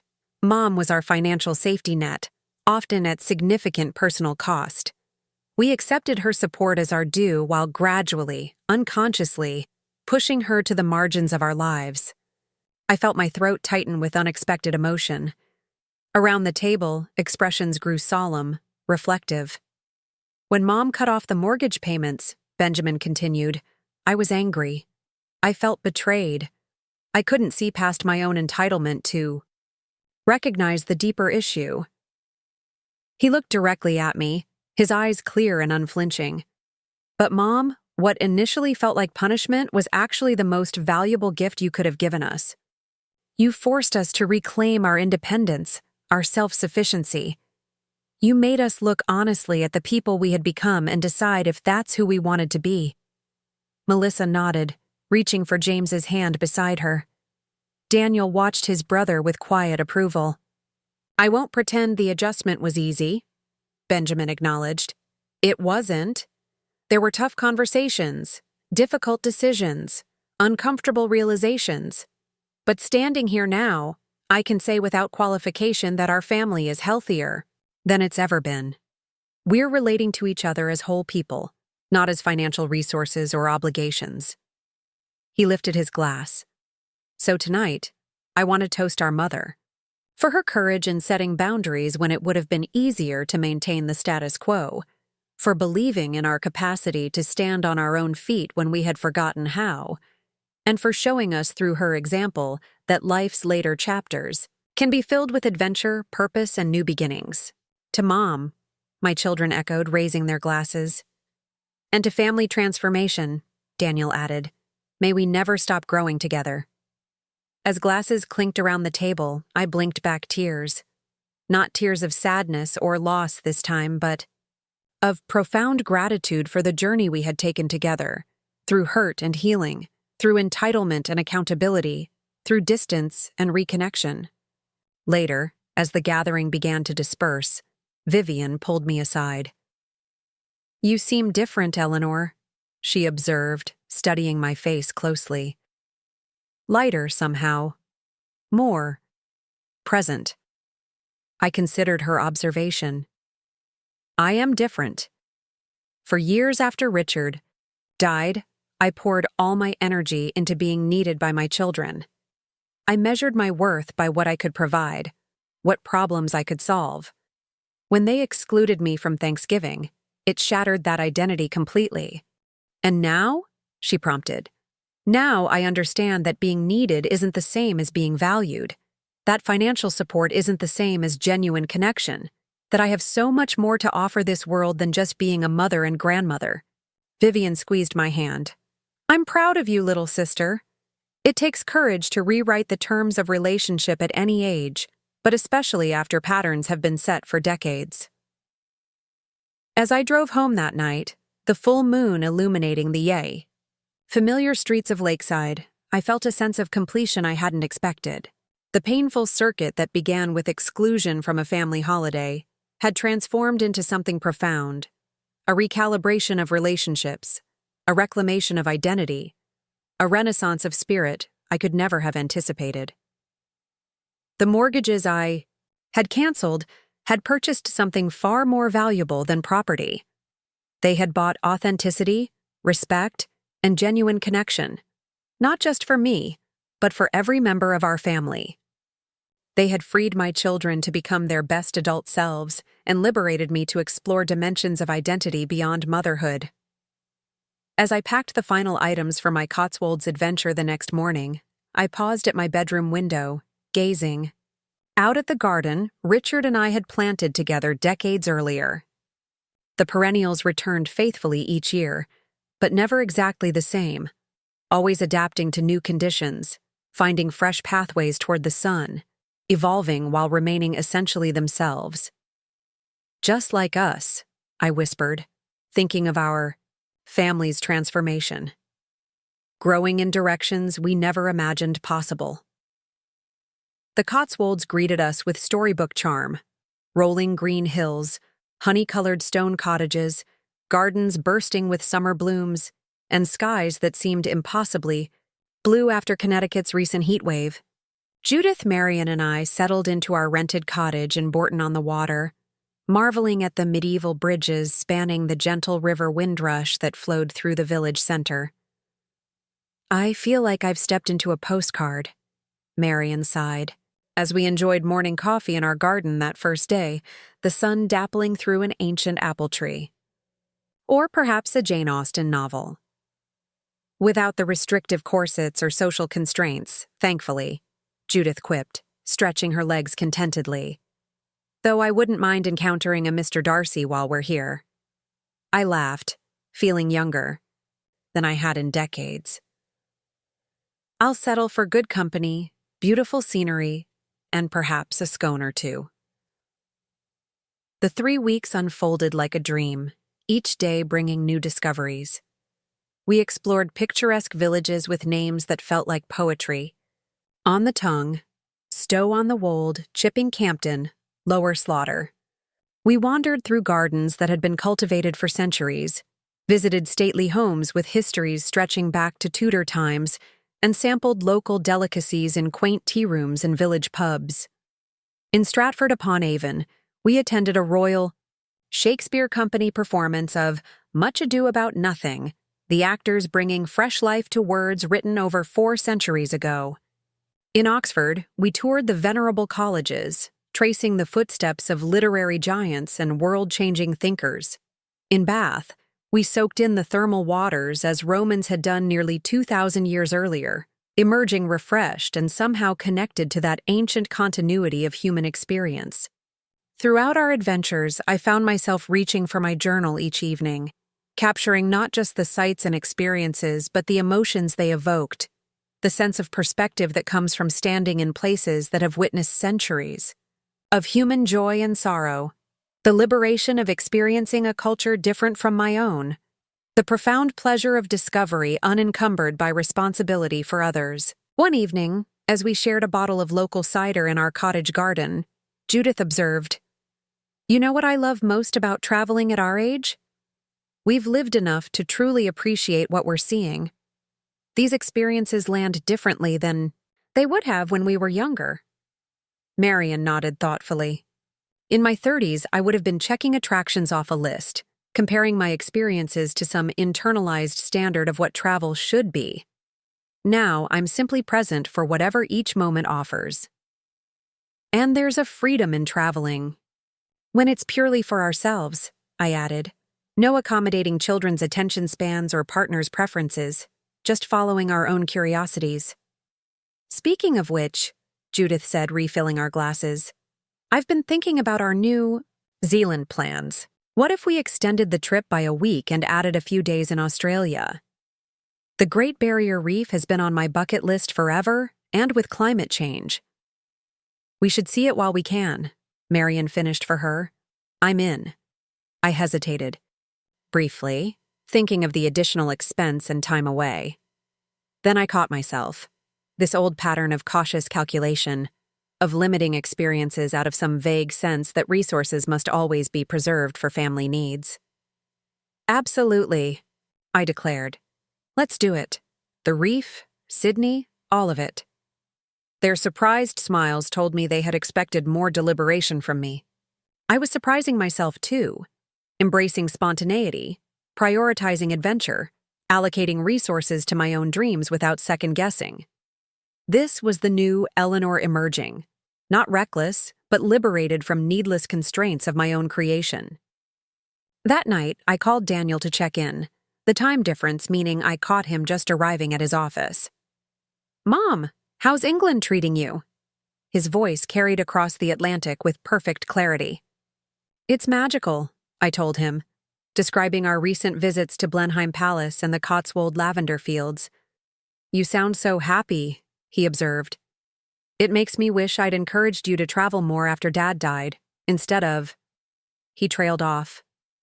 "Instead of treating me like a convenient source of childcare and financial support?" I finished, keeping my tone light but the words honest. "Yeah," he acknowledged. "That's exactly what I mean." "Well, I participated in that dynamic too," I reminded him. "I could have set boundaries earlier, made different choices. But what matters is that we're all growing now." "We definitely are," he agreed. "Speaking of which, I have news. That woman I've been seeing, Dr. Erin Reynolds, I've asked her to move in with me." "That's wonderful, Daniel," I said sincerely. "She strikes me as someone who challenges and compliments you." "She does," he said, his voice warming. "She's brilliant and kind and completely unimpressed by material trappings. When I first showed her my condo, she laughed and said it looked like a furniture showroom with no personality. I chuckled, recalling the sleek but somewhat soulless decor of his downtown space. What did you say to that? I admitted she was right, he said. That I'd paid a designer to create a look I thought projected success, but that it never really felt like home. So now we're slowly transforming it together, keeping some pieces, replacing others with things that have meaning or bring joy. The metaphor wasn't lost on me, my son rebuilding his living space to reflect authenticity rather than appearance, just as he was reconstructing his approach to life and relationships. I'm happy for you, I said. Truly. There's more, he continued. Remember how you convinced me to take that woodworking class with Ben a few months ago? Well, I've gotten completely hooked. Aaron and I made a dining table together last weekend. Nothing fancy, but it's solid and it's ours. Ben guided us through the process. It felt significant somehow. I blinked back tears, imagining my two sons working together, creating something tangible with their hands, sharing skills and time rather than competing as they often had in childhood. That sounds wonderful, Daniel. Your father would have loved seeing that. I thought about him the whole time, Daniel said softly, wondering if he was watching somehow, approving of his tools being used again. He would have been delighted, I assured him. We chatted a while longer before saying goodbye, the conversation leaving me with a warm glow that complemented the gentle English evening settling around our cottage. The remainder of the trip passed in a blur of beauty and discovery. By the time we boarded our flight home, I felt simultaneously refreshed and pleasantly exhausted. My camera filled with hundreds of photos, my journal with dozens of entries, and my heart with memories I would cherish forever. Returning to Lakeside after 3 weeks away, I noticed details about my community with fresh eyes. The particular quality of New England architecture, the distinctive tree species lining my street, the familiar rhythm of life in my small town. Travel's greatest gift, perhaps, is the renewed appreciation it grants for home. Melissa greeted me at the airport, having insisted on picking me up despite my protests that I could easily take a car service. You look wonderful, Mom, she observed, as we drove toward Lakeside. Relaxed, glowing, somehow more vibrant. I feel wonderful, I confirmed. The trip was everything I hoped for and more. Your emails and photos were amazing, she said. James and I have been talking about doing something similar when the twins start college, a fresh adventure to mark our new chapter. I glanced at her, noting the casual way she included James in her future plans. Their relationship was clearly deepening in meaningful ways. How are the twins handling the college preparations? I asked. Excited, nervous, the usual. She smiled. Emma's already planning her dorm decor, while Ethan is more focused on what clubs he might join. But the most interesting development is actually financial. Oh? I kept my tone casual, though my interest was piqued. They both got summer jobs without any prompting from me, she explained. Emma's working at that boutique on Elm Street, and Ethan's doing landscape maintenance for the town. They've opened special accounts for college expenses and are saving most of their earnings. That's impressive, I said, genuinely pleased. What prompted this sudden financial responsibility? Melissa signaled for a turn, quiet for a moment. Honestly, I think it was watching our family's transformation these past months. Seeing Benjamin and Claire downsize, Daniel embrace a more authentic lifestyle, me taking control of my finances. She glanced at me briefly. And you, Mom, showing all of us that it's never too late to reclaim independence and pursue new dreams. The observation warmed my heart. The ripple effects of boundary setting were extending to the youngest generation, shaping their approach to money and responsibility before patterns of dependency could form. As we turned onto my street, Melissa added, They've also started asking me about investing basics. I've been teaching them what I know, but I thought, maybe you might want to have a few financial literacy sessions with them before they leave for school? Your knowledge in that area far exceeds mine. I'd love to, I said, touched by the invitation. Not to provide money this time, but to share knowledge, to empower rather than rescue. At home, I found a welcoming surprise. My gardens had been meticulously maintained in my absence, not a weed in sight, the late summer blooms flourishing under careful attention. Benjamin and Jason took care of it, Melissa explained, noticing my surprise. They came by every few days to water and weed. Jason said it was the least they could do while you were away. The gesture touched me deeply. My son and grandson, giving their time and effort rather than assuming hired help, would manage in my absence. A true gift of service, expecting nothing in return. The next morning, I had barely finished unpacking when my doorbell rang. It was Claire, bearing a basket of fresh muffins and late summer berries. "Welcome home," she greeted me warmly. "I thought you might appreciate some homemade breakfast after your long journey." Over coffee and still warm blueberry muffins, she filled me in on family developments during my absence. The sale of their former house had finalized, bringing a sense of closure to that chapter. Benjamin's woodworking skills were progressing rapidly, with a growing list of friends requesting custom pieces. Jason had secured 2 promising scholarships for college and was working on applications with renewed focus. But the most significant news, Claire continued, is about Benjamin's mother. I raised my eyebrows in surprise. Margaret, Benjamin's mother, had always maintained a rather distant relationship with our family, her prickly personality and judgmental nature making close connection difficult. "She's moving to Lakeside," Claire said, "into Cedar Grove Senior Apartments." Really? This was unexpected. Margaret had lived in Arizona for decades, having relocated there shortly after her divorce from Benjamin's father. That's quite a change for her. Claire nodded. It was her idea, which shocked all of us. She said watching our family's transformation from afar made her realize how much she's missed by keeping distance between herself and her son. She doesn't want to waste whatever time she has left. I absorbed this information slowly. Margaret was several years older than me, approaching 80, and had never shown much interest in being an engaged grandmother or mother-in-law. Benjamin is cautiously optimistic, Claire continued. Their relationship has always been complicated, as you know. But he wants to give this new chapter a genuine chance. That's very generous of him, I observed. Benjamin had carried wounds from his mother's emotional unavailability throughout his life. Opening himself to potential further hurt demonstrated remarkable growth. He says he learned from watching you and him rebuild your relationship, Claire said softly. That sometimes family connections need complete reconstruction, not just surface repairs. After she left, I sat on my porch swing, processing all I'd learned since returning home.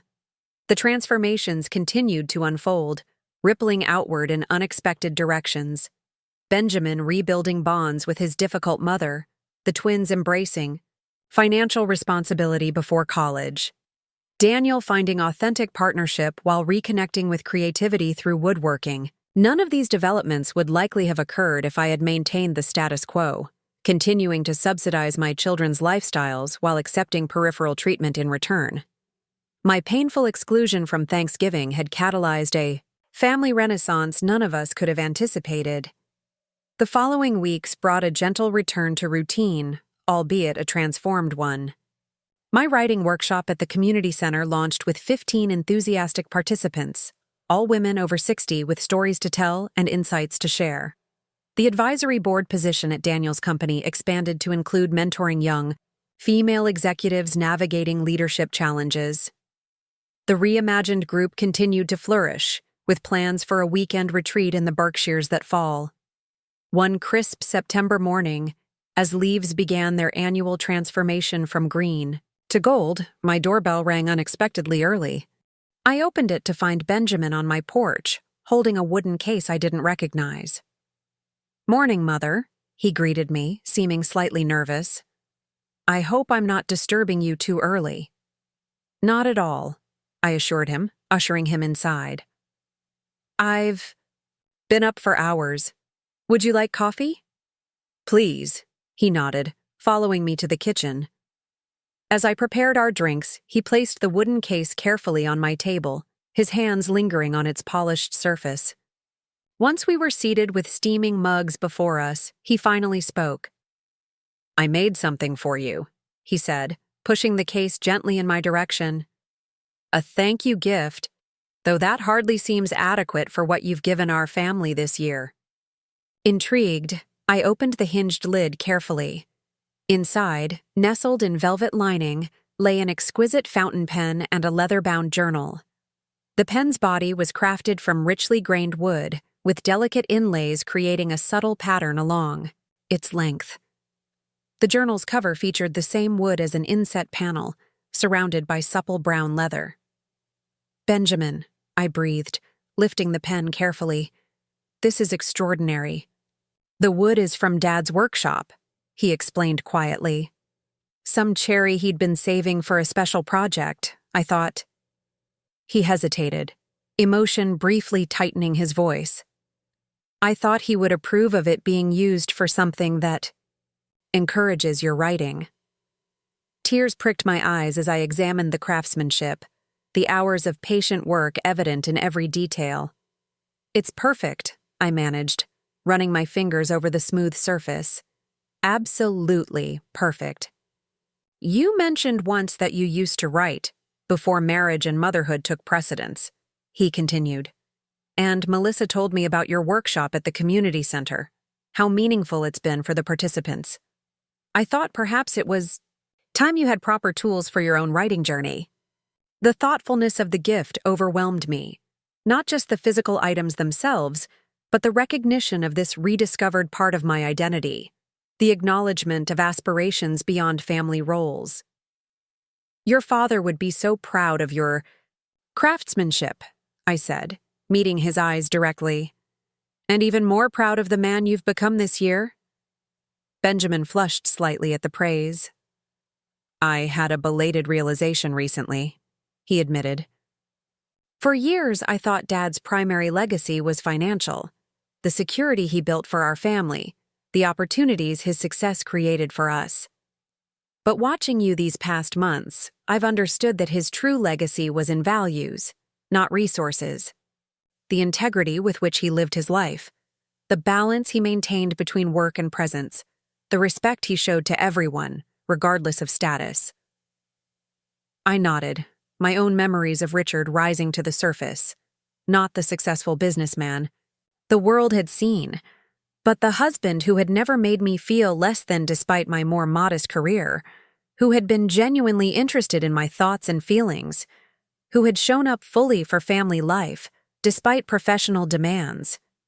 He would be especially proud of how you've reconnected with his love of woodworking, I said. That was such a central part of who he was.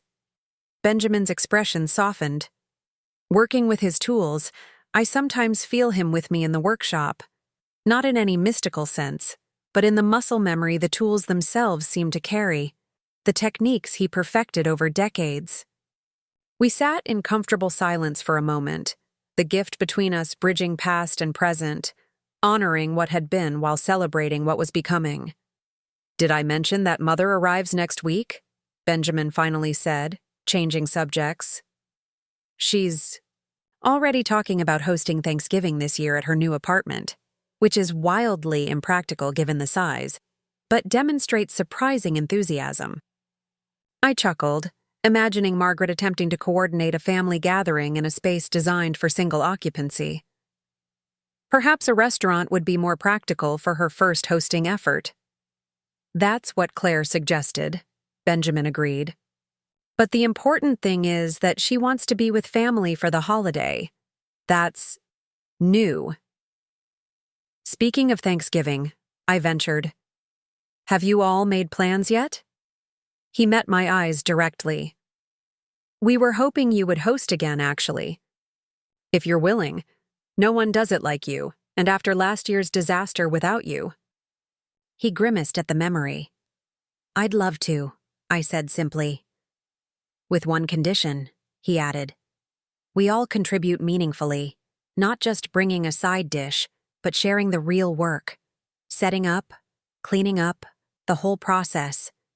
You shouldn't have to carry it all anymore. The offer warmed me deeply, not just the recognition of effort, but the desire for genuine partnership in creating family experiences. I think that sounds perfect, I agreed.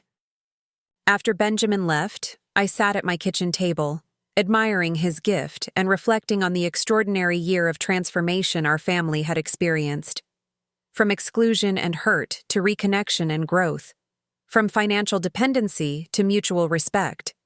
From taking one another for granted to genuine appreciation. The mortgage payments I'd canceled had initially seemed like punishment to my children. A retributive withdrawal of support in response to thoughtless exclusion. What none of us had anticipated was how that single boundary would create space for authentic relationship to flourish, how financial disentanglement would allow emotional connection to deepen. I traced the grain of the wooden pen, thinking of Richard's hands working with this same cherry, of Benjamin's fingers continuing that legacy, of the words I would write with this gift, perhaps a memoir of our family's journey, perhaps essays, about aging with agency, perhaps simply private reflections on this extraordinary chapter of life.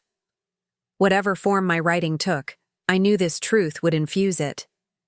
Sometimes the most valuable gift we can offer those we love is the chance to stand on their own feet, to discover their own strength, to build lives authentic to their true selves rather than dependent on external support. And sometimes the most crucial journey we can undertake is the one that leads us back to ourselves, to dormant passions, to deferred dreams, to dimensions of identity overshadowed by roles and responsibilities. Even at 72, I was discovering new possibilities, new connections, new purpose. That evening, I took my beautiful new pen and journal to the porch swing as sunset painted the sky in watercolor hues of pink and gold. Opening to the first blank page, I began to write. The day my children told me I was too old for Thanksgiving dinner, I thought my world was ending. Instead, it was just beginning. Up next, you've got 2 more standout stories right on your screen. If this one hit the mark, you won't want to pass these up. Just click and check them out.